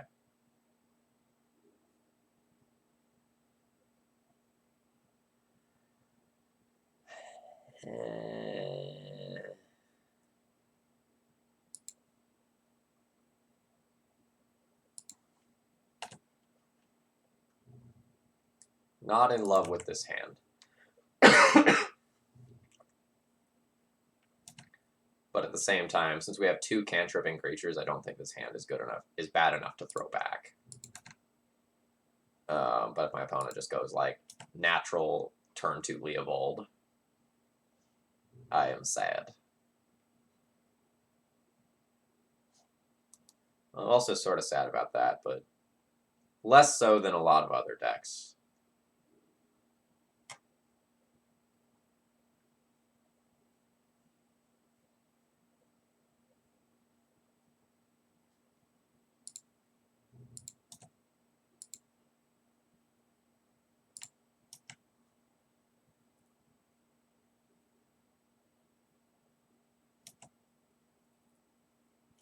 So my Ice Fang Koala won't have Death Touch yet, so I won't use it to kill a food this turn. I will just take a whopping 4 damage from a food. No biggie.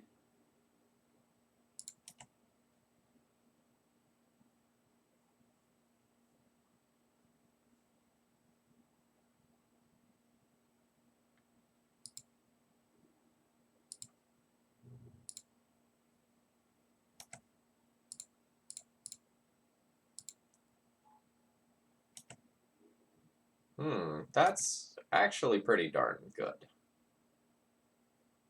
That, less so. Because I probably have to keep playing stuff to the board.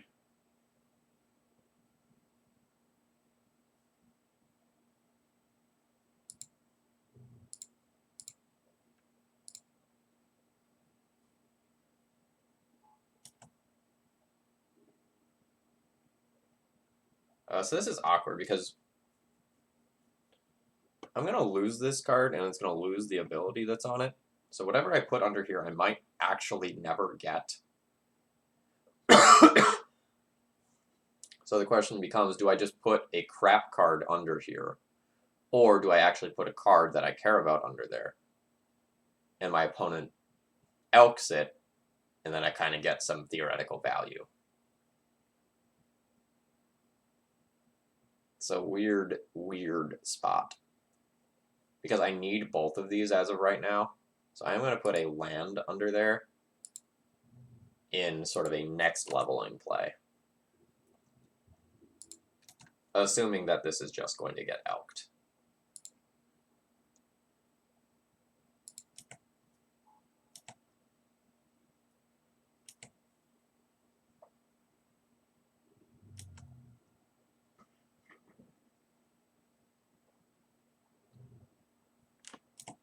Little next level plays that sometimes give you an edge.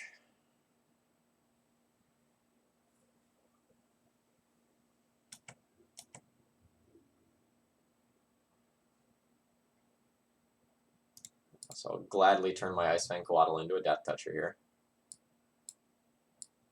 And get, guess an island.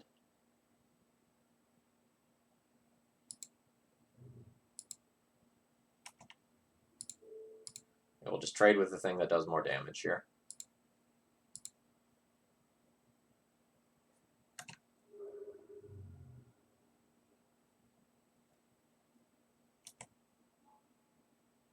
I'm not 100% sure on the hideaway rules, but I think it's yes. I'm not 100% sure. There's Leopold.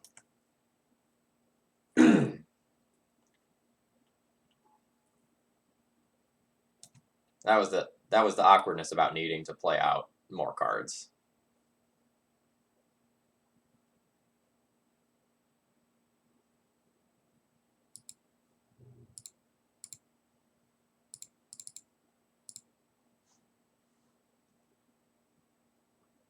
So it's not like the Purphoros is insane with Oka being able to generate food, but it's something.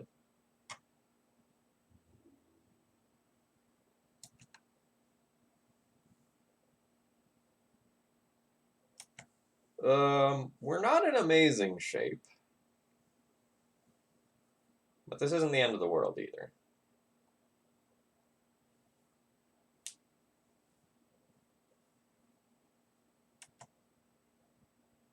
I'm so surprised that my opponent isn't just elking this Watcher for tomorrow. Like if I were in their shoes, I probably would have elked this and then just attacked in for 4 with the Leopold, and not give me the opportunity to get a card back. But it's now clear that they are not taking that route, which is unfortunate for me.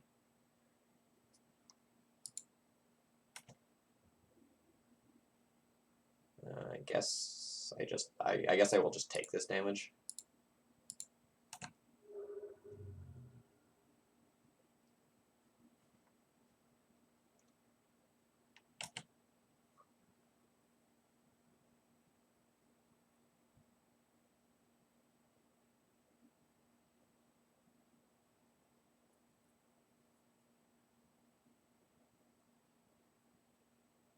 But I think I'm just dead here. I'm not sure what is strong enough to actually get me back into the game. It's not that. Alright, I'm going to go ahead and throw in the towel there. Alright, I will be right back. I'm going to take a second to run to the restroom.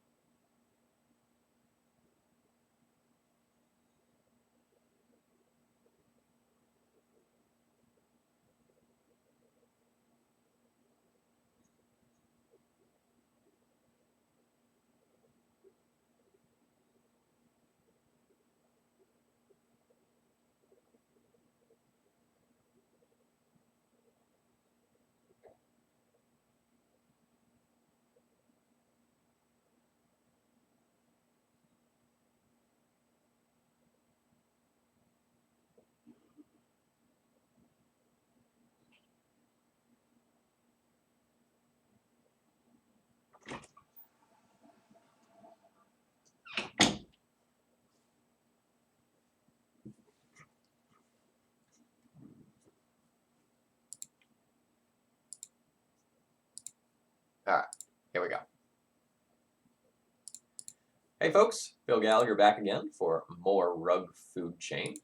We're currently 1 and 2. It is what it is. Decks felt okay, but we've had a couple of clunkers where we've gotten stuck on lands. And we've run into some really interesting interactions today. So I, for example, did not know about Carpet of Flowers Leopold. I did not know that Carpet of Flowers targeted. That's something that has like never been relevant for me before. So I have learned something today. Burrow's been okay. Purphoros would have been very, very good in a lot of spots if I just had like the teeniest bit more time.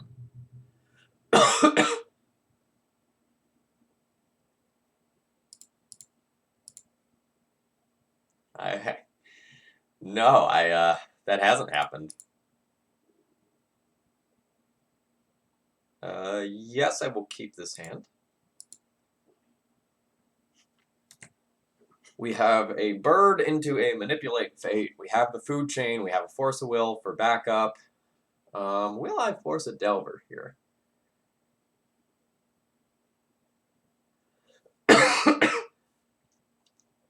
So I need to decide if I want to force of will this to take the early pressure off of me to give me the maximum amount of time, or if I want to save the force of will to protect the manipulate fate a couple of turns down the line.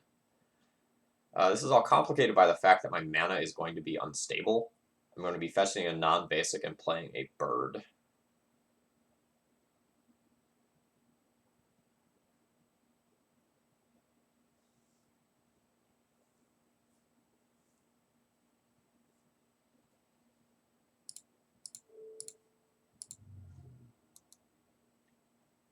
I'm going to try to buy myself as much time as possible.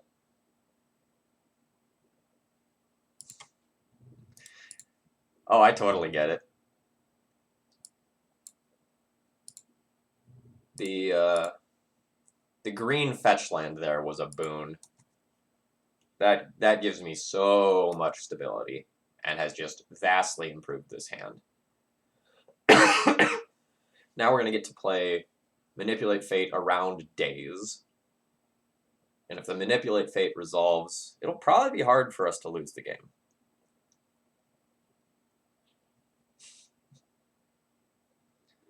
Cartesian, I did not copy this list. I improved this list. See? I split the blasts in the sideboard. Didn't straight copy it.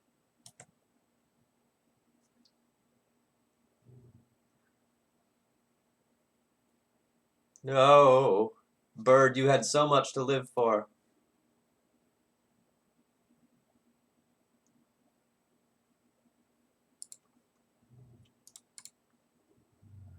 Now we play Manipulate Fate into Days.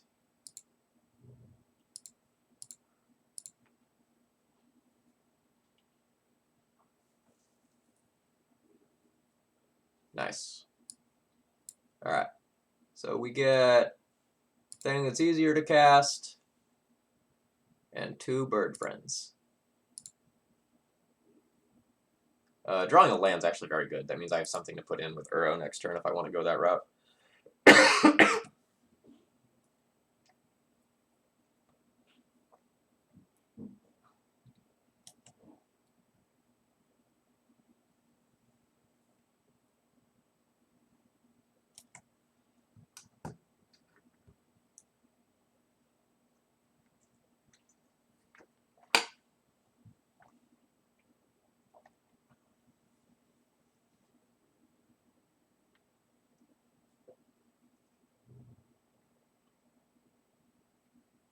I'm not sure what I'm going to do on my next turn.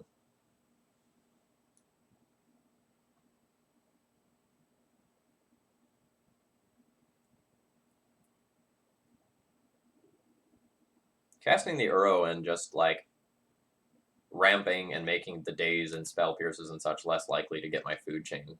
That's kind of appealing. Especially now that I have yet another basic. So little thing here. I'm going to kind of play around a Stifle.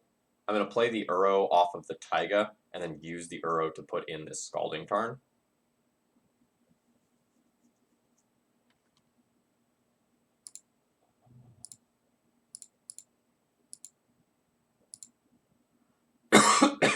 That way a Stifle doesn't keep me off of my play for the turn.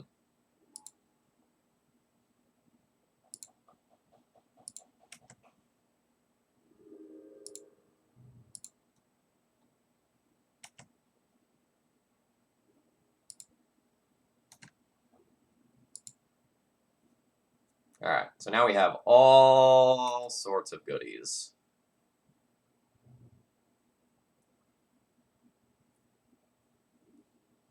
Sure.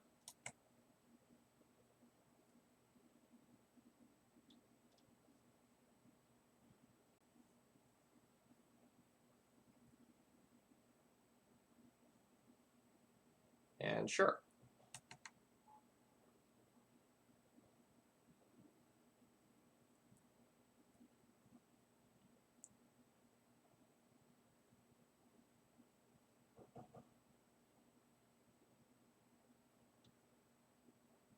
So my opponent has a whole bunch of cantrips in the graveyard. I can just plan on Ice Fang Coatling during their attack step, after they've had the opportunity to Lightning Bolt. I could also just play the Uro into a Daze or Force. It's pretty disgusting if it resolves.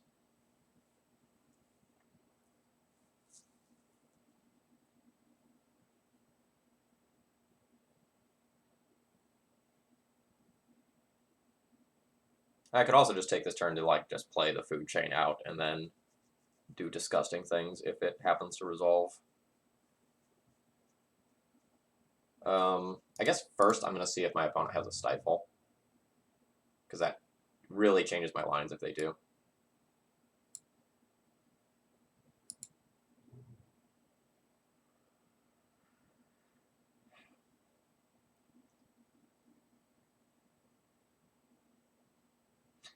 Taking this off the board if my opponent does not have another Lightning Bolt in hand is very strong, though.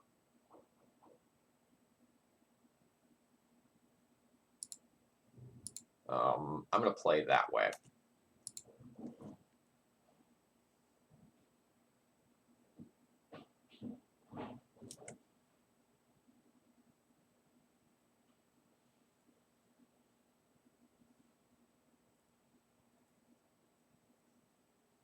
My life total isn't under that much pressure. So I think I just need to make sure that the game doesn't spiral out of control. And this lets the game spiral out of control.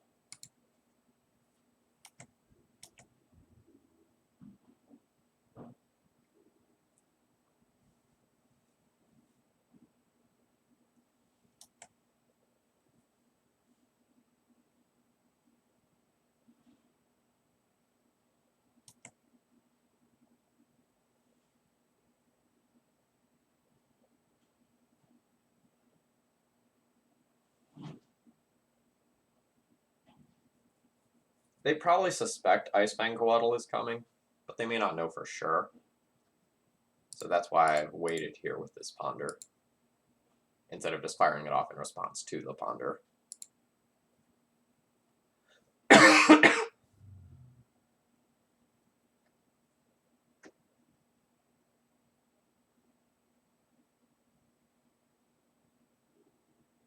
Yeah, and I totally don't mind that 2-for-1 there.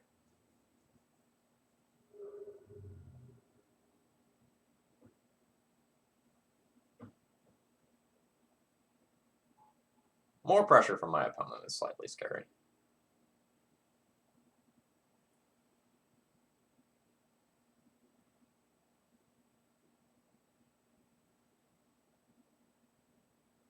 Yeah, I don't know what's up with MTG Pot in that.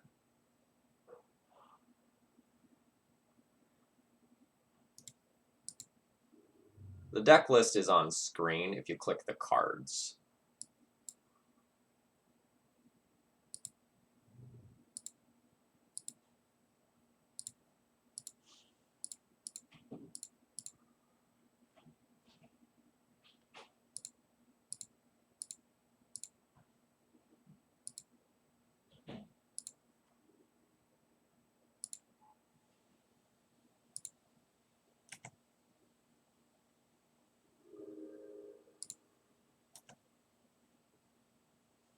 All right.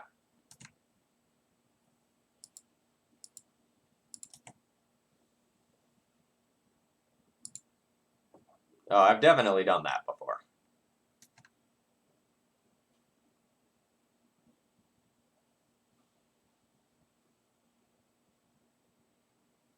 That has not changed.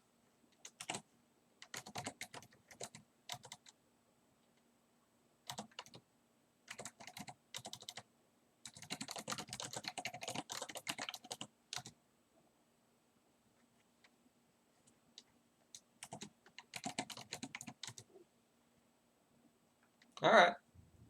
I don't know why that broke like 2 streams ago, but it did.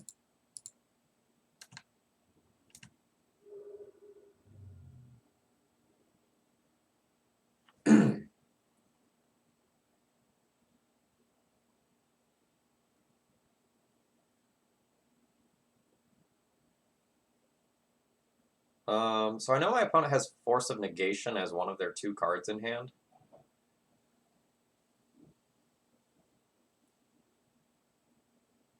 So that makes me not want to play out the Food Chain. I'll probably just Ice Fang Coatl and then play Eternal Scourge this turn.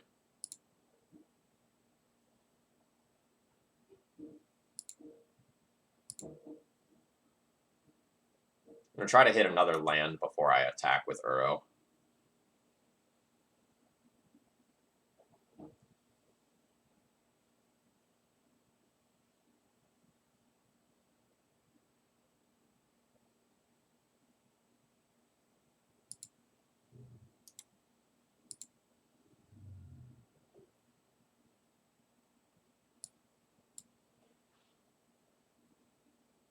I think I need this red source this game. Let's get another green, I guess, so I can have green, green, non-basic.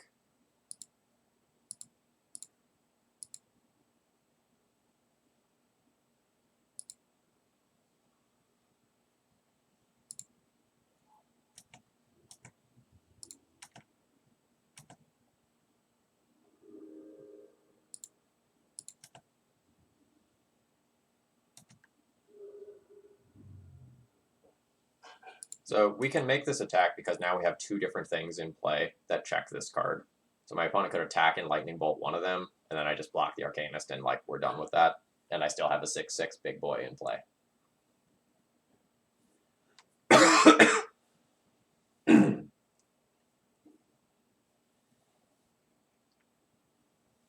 The attack also gains me 3 life, which is pretty nutty. I think my opponent drew the bolt and then realized, like, if I get rid of the Uro, it just comes back, and conceded.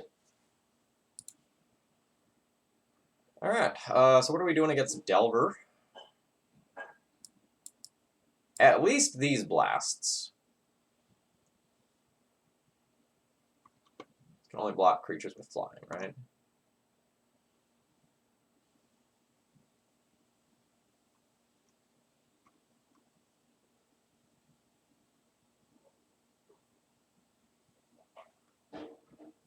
So I think I like a lot of my mid-rangey stuff here. You'd cut the food chains and just totally play fair.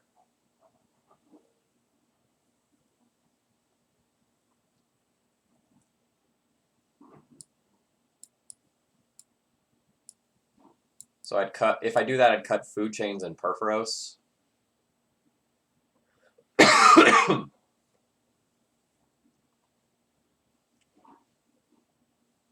And I guess Evolutionary Leap too.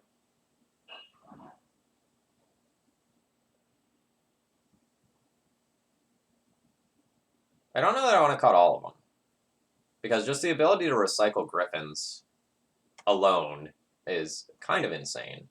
But I think you're right that I don't need to be a dedicated combo deck.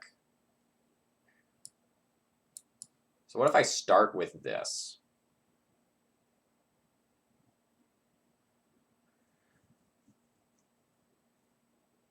I was not paying very much attention to what lands my opponent fetched that game.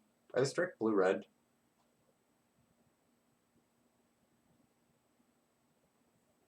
They're strict blue-red, the Staticaster is really good.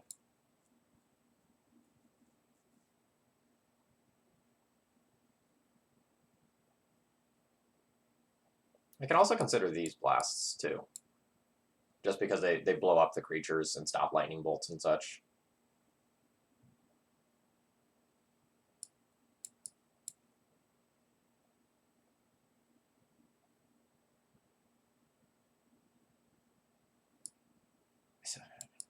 So I can do this. I also think the Brazen Borrower is worth considering. I think the Spell Pierces are slightly awkward. because they don't work out super well with this tap out strategy that I'm doing. But playing a Force of Will and then getting it dazed is also kind of a kick in the pants. So I'm going to cut one Spell Pierce and play with the Brazen Borrower. Oh no, I've seen plenty of Grixis builds with Dreadhorde Arcanist. It's real good at flashing back Thoughtseize.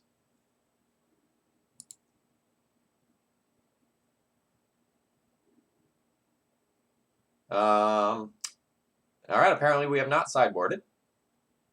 So that's cool. That's a thing.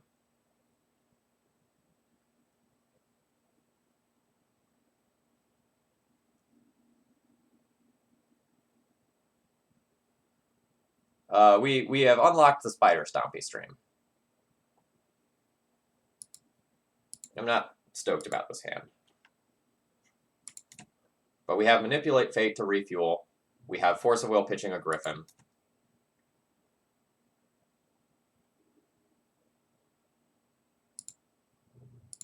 We have Force of Will pitching a Griffin twice, actually. That's slightly awkward now, in that my Manipulate Fate only draws me 2 cards.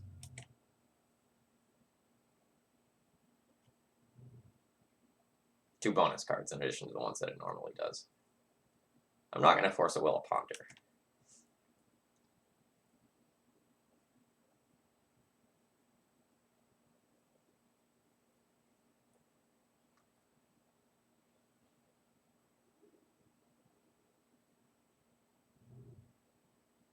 See, the worst part about not submitting my sideboard is that I have to do it again if I lose this game.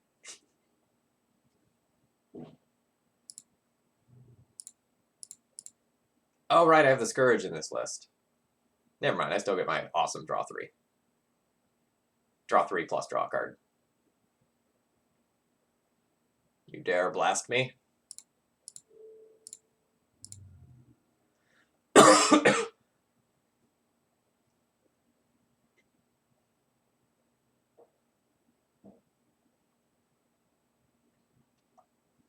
Force of Will pitching a Griffin feels real good.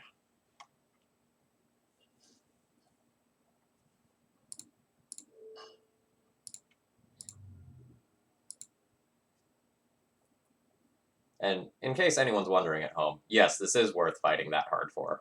It's so good.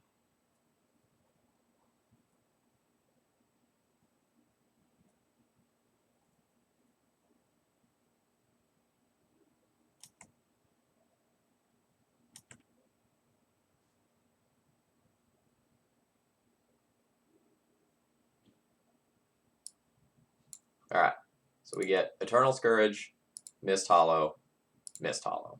So we've effectively drawn 3 cards, and then, like, we have 5 cards in exile that we get to cast at some point this game.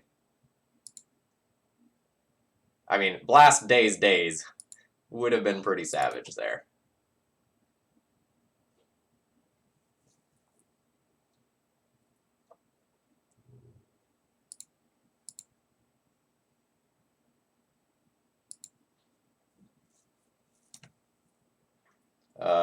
Do not like what my opponent just did. I do not like playing Volcanic Island before that Brainstorm because you lose out on the opportunity of playing a fetch land and shuffling that stuff away. Food Chain is not a Daze deck, so that's not something that you have to be worrying about.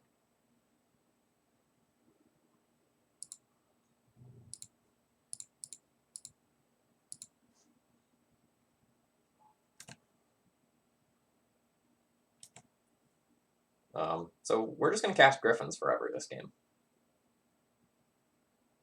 And make my opponent deal with them. All of them.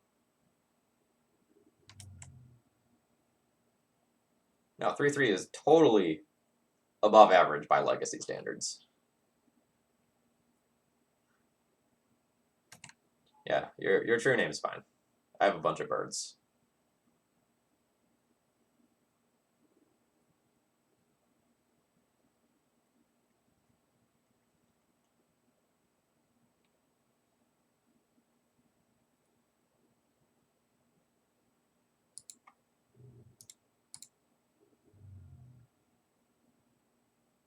Since I'm already exposed to a wasteland, I'm just going to go ahead and get a trop here.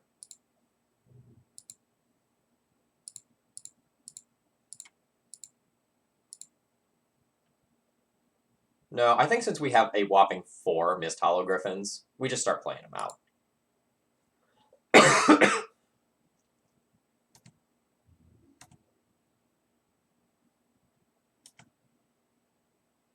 Because every Mist Hollow attack is 3 damage, right? So that's more than the Purphoros trigger. And like the Mist Hollow damage is going to add up a lot over time.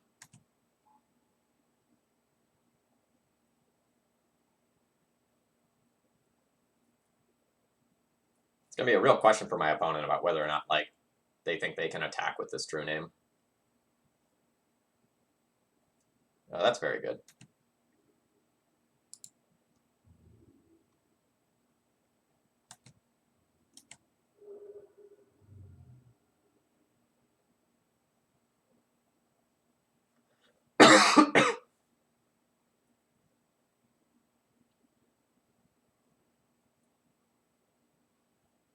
So this thing is to answer 2 of my permanents in a row off the Pyroblast and Bolt that are in the graveyard.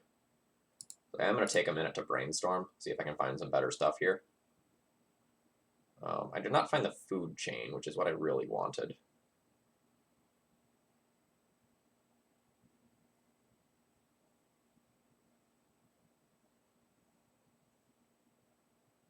But the Coatl can at least theoretically get rid of the Arcanist.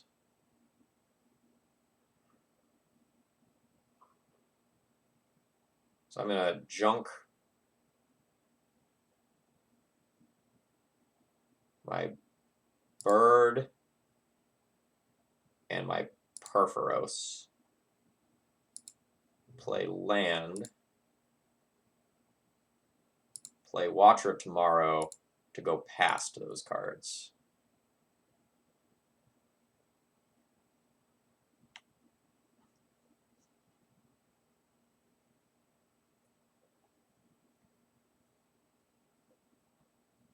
We're essentially, at this point, I just noticed I only have 2 snow lands. That was a downside of fetching the trap the previous turn.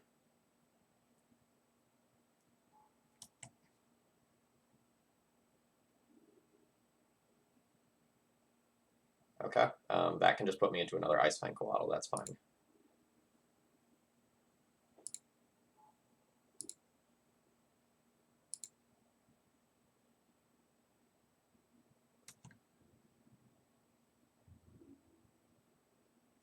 So I'm going to hold back the Eternal Scourge, and if my opponent wants to attack with this, they need to bolt it or blast it.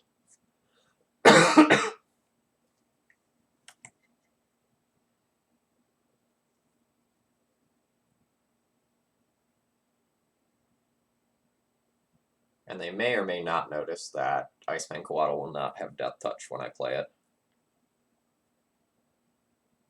Because that's something I've realized is harder. It is easier to miss than you might think.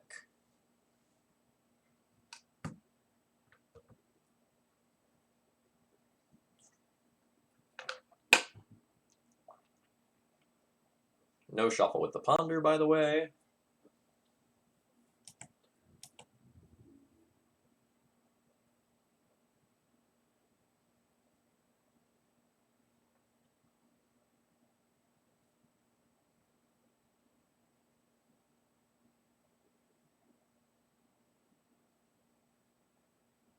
Okay.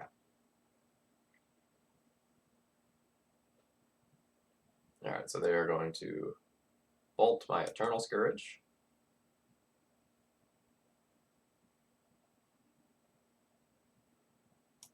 And it gets a flute back to exile.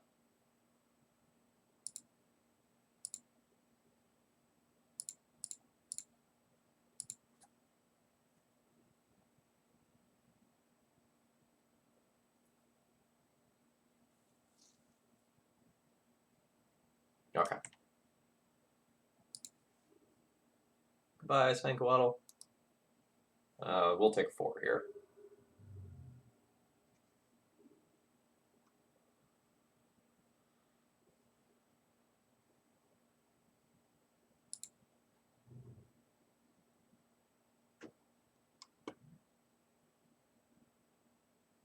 So this Pyroblast can still make my Eternal Scourge floop into exile.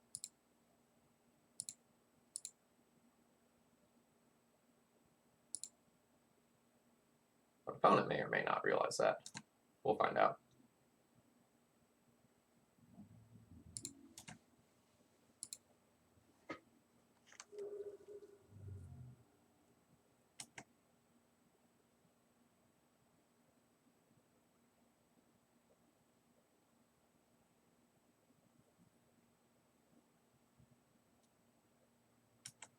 I'll let them preordain. I'd rather have the Pierce to back up a top deck food chain or something like that.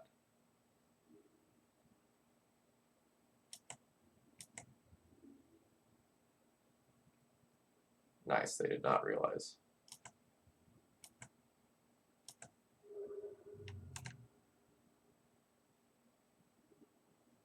This is very good. That's a food chain.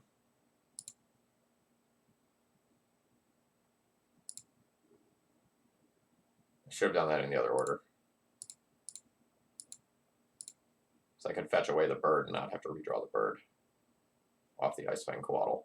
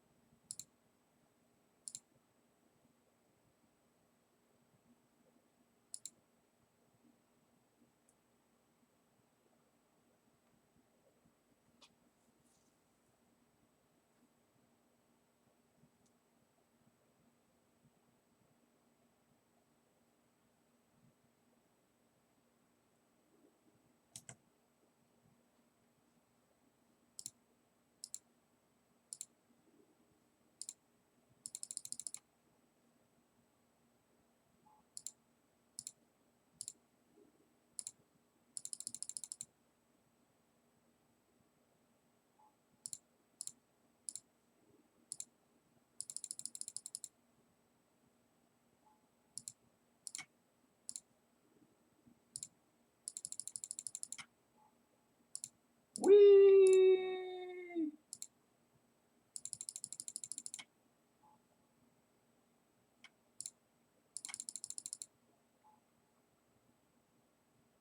I didn't want my opponent to bolt me mid-combat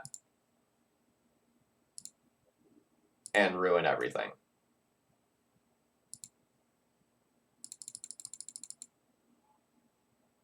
I guess I could have sacked the Watch for Tomorrow if that happened.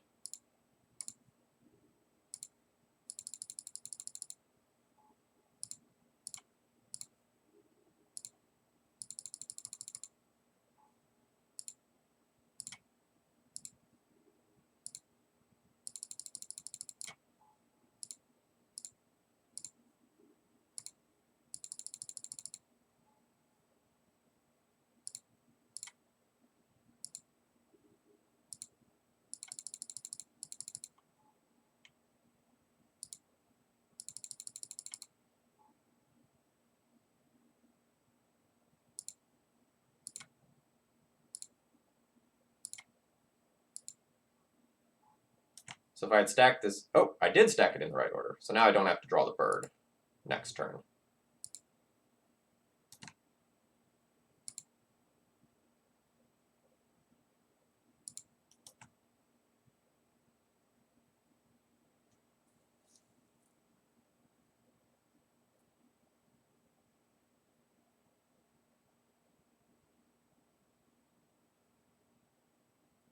So anything that my opponent tries to remove, I can just send to exile.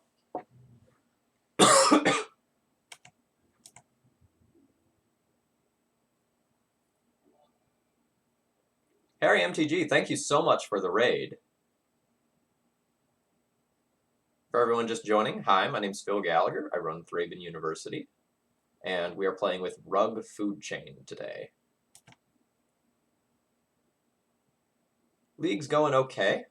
If you're not familiar with Food Chain, essentially what we're doing is we are an infinite mana deck. Food Chain lets you exile a creature to gain mana, and you can play Mist Hollow Griffins from exile. So every time you exile Mist Hollow Griffin to Food Chain, you net 1 mana.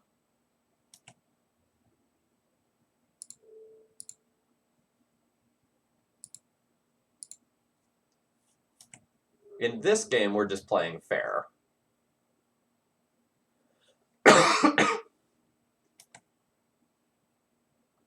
Yeah, I'm starting to think about that.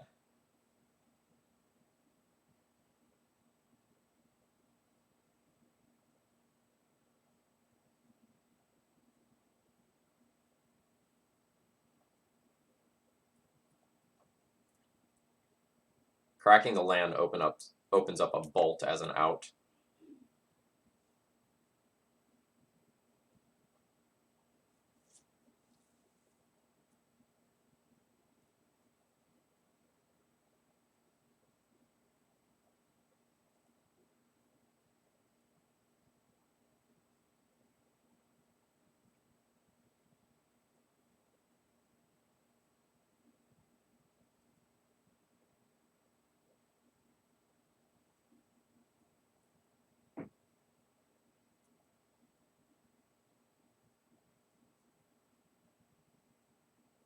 So it may end up be costly that I played around a weird bolt timing by not attacking with the Scourge.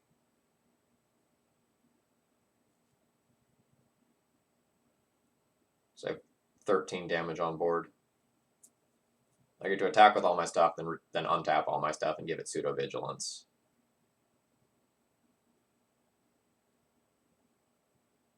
It's tricky.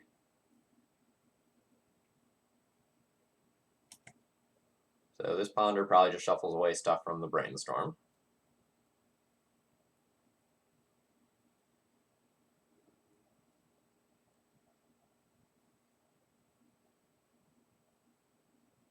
All right, we get there.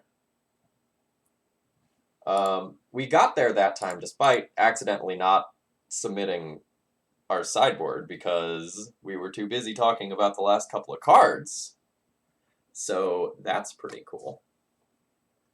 So we're 2-2 right now. We're looking to make this a 3-2 finish and get our money back. But the deck has totally felt fine. It's very mana hungry though. So the couple of times that we've gotten stuck on lands have been pretty devastating. We're going to keep a hand that's very good against a fair deck, but we'll basically die on the spot to combo. Ambiguous opener, so we don't know. Could be Delver, could be Sneaky Joe, could be a Breach deck. But we're hoping Manipulate Fate will be good against this deck.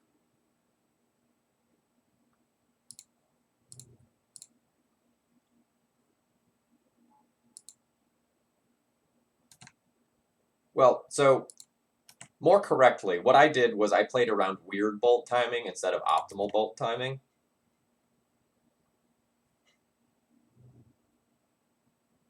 Because if my opponent had the bolt, they should have just bolted while it was on the stack. Okay, so we are playing against a Delver deck again.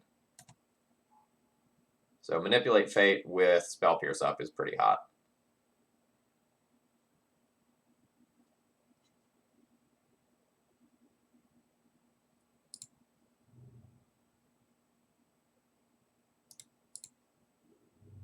And then next turn I'll have an Ice Fang Coatl with Death Touch. If I can hit a land.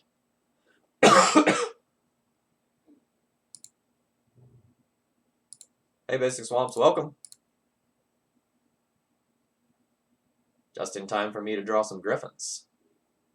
Oh, nice, and it just works. Alright, so we take a Scourge and 2 Griffins. We get a Brainstorm for our trouble, and we'll pass the turn.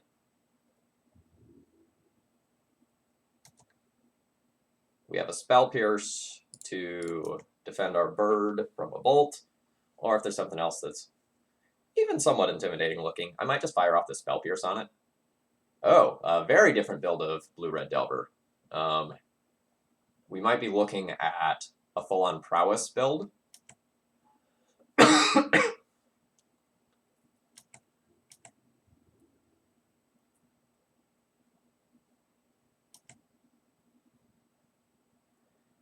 So on my turn, what am I doing? Well, I shouldn't counter this, I guess. Or no. It will still go to exile if I counter it. So I should consider countering this just to make the prowess aspect of this worse. I just need to think about what I'm doing on my turn. Like, am I going to have mana to hold up this Spell Pierce? I probably want to Brainstorm on my turn, followed by potentially Ice Fang Coatl on theirs, with Death Touch preferably. So if my mana's tight, especially if I miss a land drop, so I'm going to go ahead and junk this cantrip here, even though this is a suboptimal target.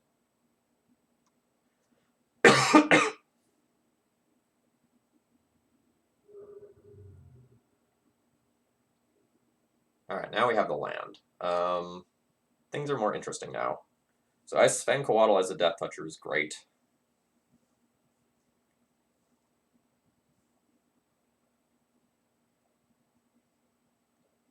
Bolts are so good against me right now.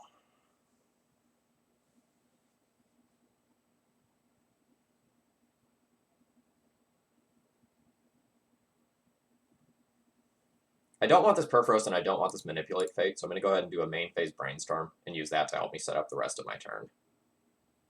Uro is going to be pretty strong. So let's go Purphoros and Manipulate Fate back. I can fetch an island.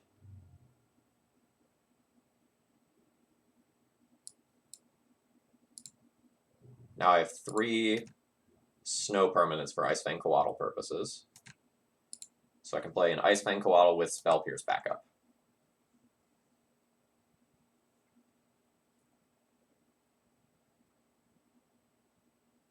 Chain Lightning, target the Bird of Paradise.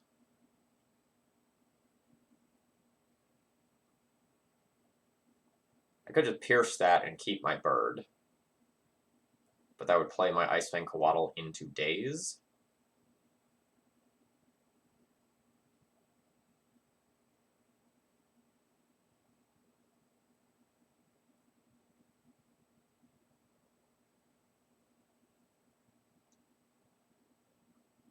That's probably okay.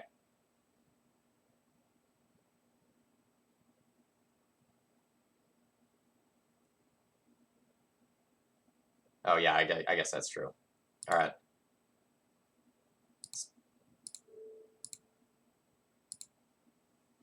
Yeah, because if we let the bird go, I lose 1 mana anyway.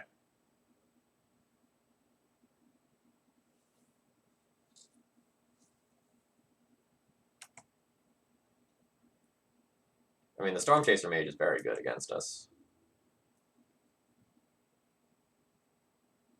No, if I play Ice Fang now, it gets Chain Lightninged.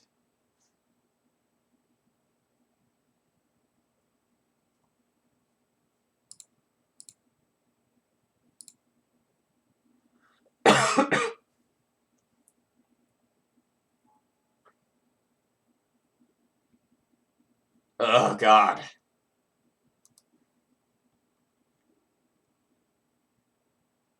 That's brutal.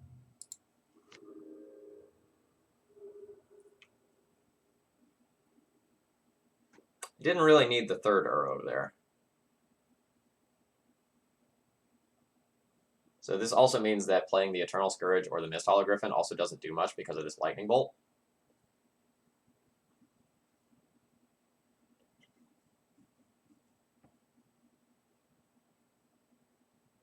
Oh yeah, I am absolutely getting Delvered this game.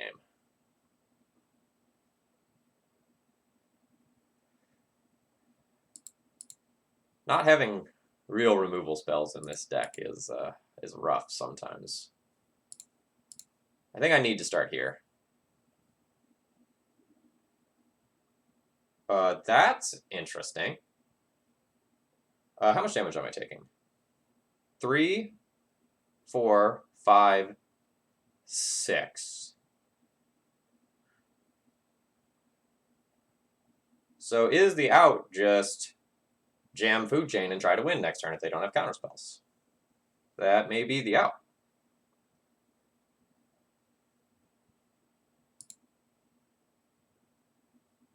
It's not glorious. And I'll die to a bolt, but I think it's what we're doing.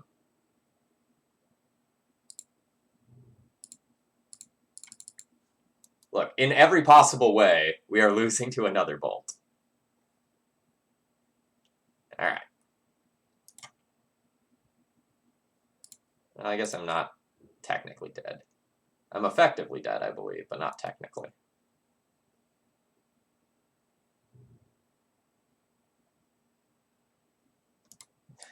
God, so many bolts. So that was a game where we really wanted our opponent to have some counterspells and not just all the bolts, because we had so many things that could trade with this, but just the stream of bolts. So that was 1, 2, 3, and that there would have been a 4th there. That was brutal. Alright, so what do we have for Blue-Red Delver? Ooze, Veil, Carpet, Blasts, probably more other blasts. And I think last time we boarded out just about all of the food chain package. So I think we went Purphoros, 2 of the food chains out, the Evolutionary Leap out, and Force of Wills out. And I played the Brazen Borrower.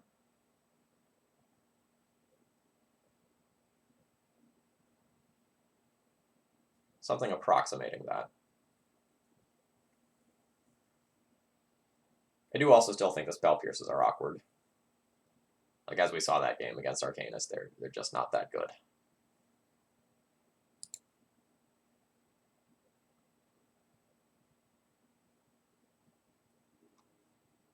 I would like to play first. I have an unexciting hand.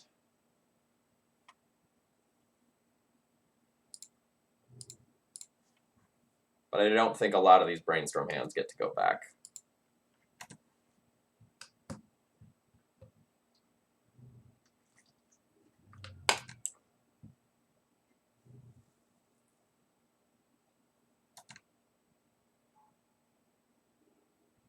Ugh.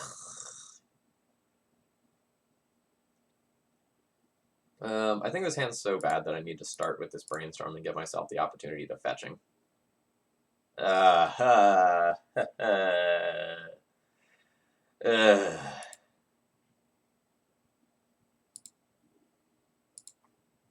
was yikes.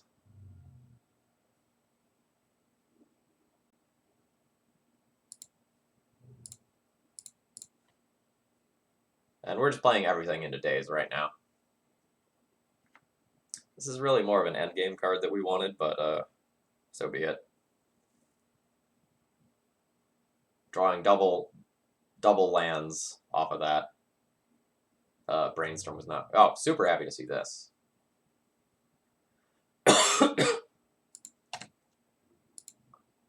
And pitching a Delver. Great.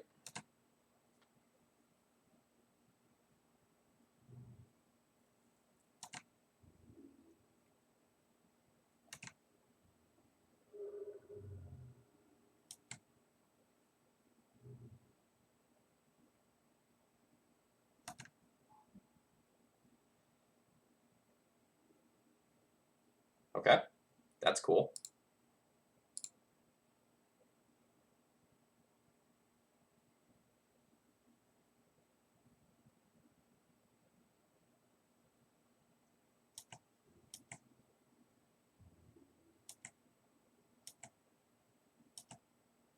Yes. Make some blue.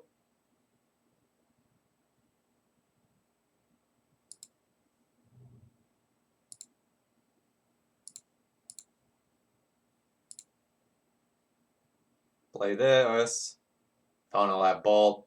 Kill my Mist Hologriffin and my Birds of Paradise. I'll be sad. I'll have to use the Spell Pierce. This thing will still be around. a preordain.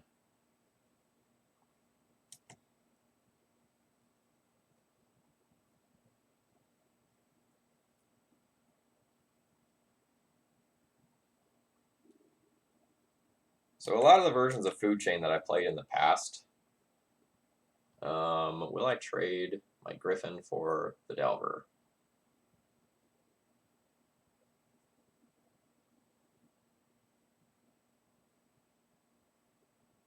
The Griffin is holding back this Arcanist right now,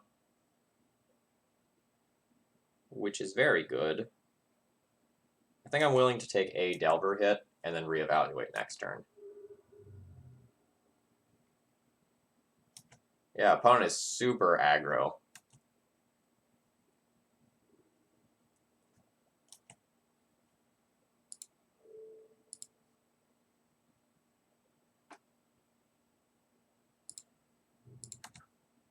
Unfortunately, I have all mana right now.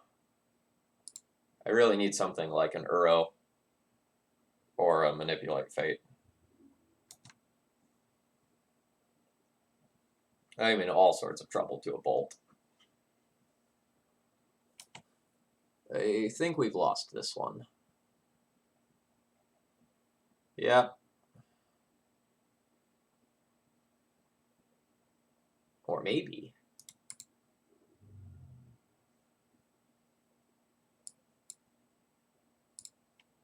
The starting miss Hollow Griffin? Yes.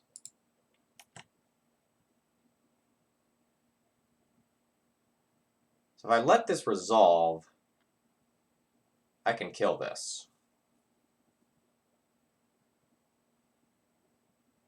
Is that better than just piercing, though?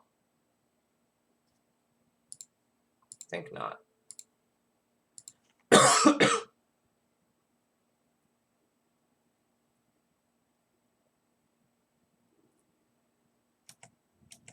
And then they can attack with it if they want, and then make it go out of the graveyard, and then that time copy it.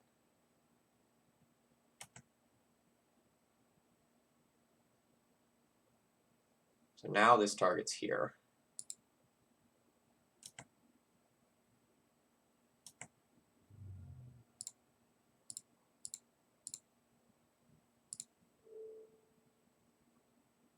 And I think I Chain Lightning the thing that is going to let them churn through their deck.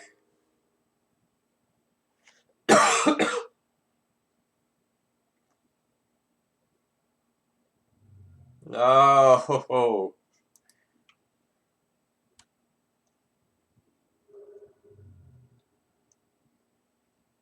I really, really miss having Abrupt Decay as opposed to the bug version. Like, a lot. So much. Okay. This can do things. Blue. Manipulate Fate. Here we go. Scourge, Griffin, Griffin.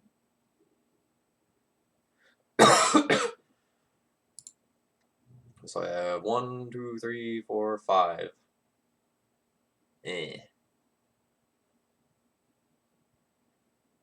Griffin plays into Blast.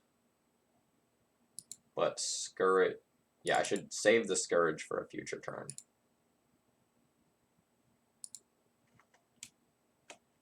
Yeah, this represents more things. It's easier to both Mist Hollow and Scourge next turn. No more future turns, you say? I'm not guaranteed dead, right? Like, there's not a bolt in the graveyard.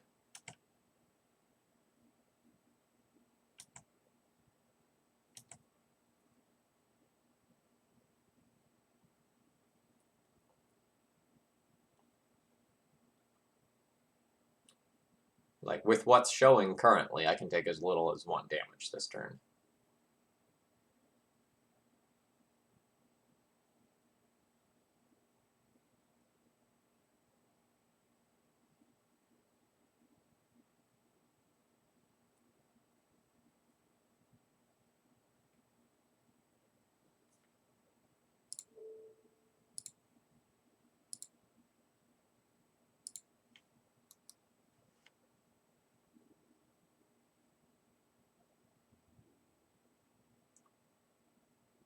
So this lightning bolt in the graveyard is problematic. I'm going to have to figure out how I want to block.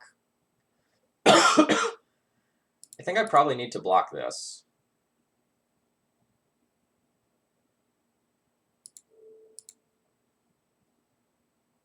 If I do this, I don't get bolted next turn. I've gained myself some life.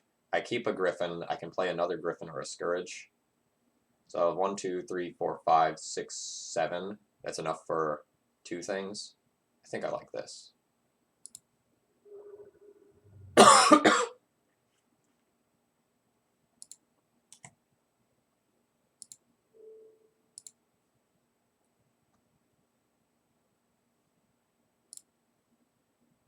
So I don't think I can cast that Brainstorm this turn super safely. So I'm not going to. So play the Arcanist. Or sorry, you know what I meant.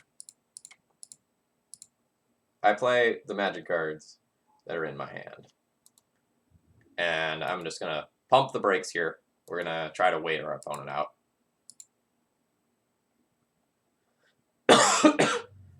Well, so it goes. So it goes. That was, oh, I have to click no so I can lose. I see. We got Delvered super bad there. Okay, thoughts on the list. Uro was good. Not always great. I don't really think there should be 3 of them. That felt like too many to me. They often kind of clunked up our hand because we have all these expensive things like Mist Hollow Griffins, food chains, Eternal Scourges. I would probably cut an Uro in the list moving forward. The Evolutionary Leap also felt cute. It didn't particularly do all that much. Like, we put it into play once, but we didn't activate it. So, the Purphoros is a nice quality of life card for Moto in terms of number of clicks, because it's definitely faster to win via a Purphoros and easier than it is with a Walking Ballista from some of the other versions. But I have no way to really interact with my opponent's permanents. I have no real removal spells. Ice Fang Coatl, as we saw, is kind of an honorary removal spell, but we got matched up against Dreadhorde Arcanist multiple times, and just could not do that much against that card. Normally in the past versus Delver, like, you resolve and manipulate fate, you get 3 Griffins that trade with 3 of their bodies, and even if you don't combo off, that's bought you so much time that your other stuff can take over the game as well. But, like, we were playing Ice Fangs, Mist Hollows, Eternal Scourges, and then it was just bolt it, attack, bolt it, new bolt it, attack, bolt it, and that pattern repeated multiple times over multiple matches. So I definitely think I would rather be playing a Bant or Bug version of this deck where I have more interaction with my opponent's permanents in game 1. I don't know that, like, the ease of use of Purphoros online is worth making your deck worse against a lot of things. I also didn't particularly like the Spell Pierces. So as you saw in that game versus Delver, we had multiple Spell Pierces to protect our stuff, but because of the card quality on the other side of the table, especially in the form of Dreadhorde Arcanist, the Spell Pierces just did not matter. We were also frequently tapping out for Mist Hollow, Food Chain, Ice Fangs, Watchers, and stuff, and it was hard to hold these up, so didn't necessarily love it. I want more interaction with my opponent's permanents than what I have now, and I think these 5, or if we're switching colors, these 7 cards are the places where you go and make that decision.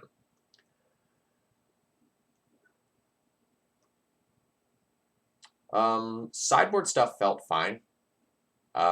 Definitely felt light on stuff for Reanimator.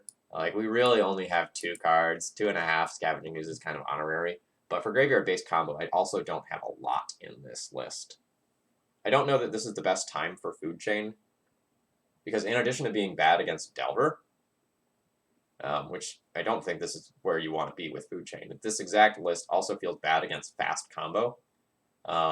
Because although we do have, like, the absolute nuts where you go, like, Bird into Food Chain, into Ice Fang or Watcher, into Scourge, into Griffin, go. Like, those lines do exist. Relatively speaking, we don't combo off quickly. So, was it enjoyable? Yes. Do I think this deck is super great? Less so. Folks, I hope you enjoyed today. And if you did, please consider following if you're not normally watching my content. I'm going to turn you over to someone else now. I will be back on Monday with the Esper Vial deck. And I hope that'll be enjoyable. And as another side note, I'm looking at doing a stream with Anurag on Thursday. That'll be Thursday the 20th in the evening. So I'm going to try to play some Breach with Anurag. So that is coming soon. Once I hammer out a time, I'll get that posted on social media and all of that. Right now, it looks like Yama Killer is having a totally awesome, huge stream, so I'm going to go ahead and turn you over to them. Have a great rest of the afternoon, folks. Keep playing Legacy. It's awesome right now.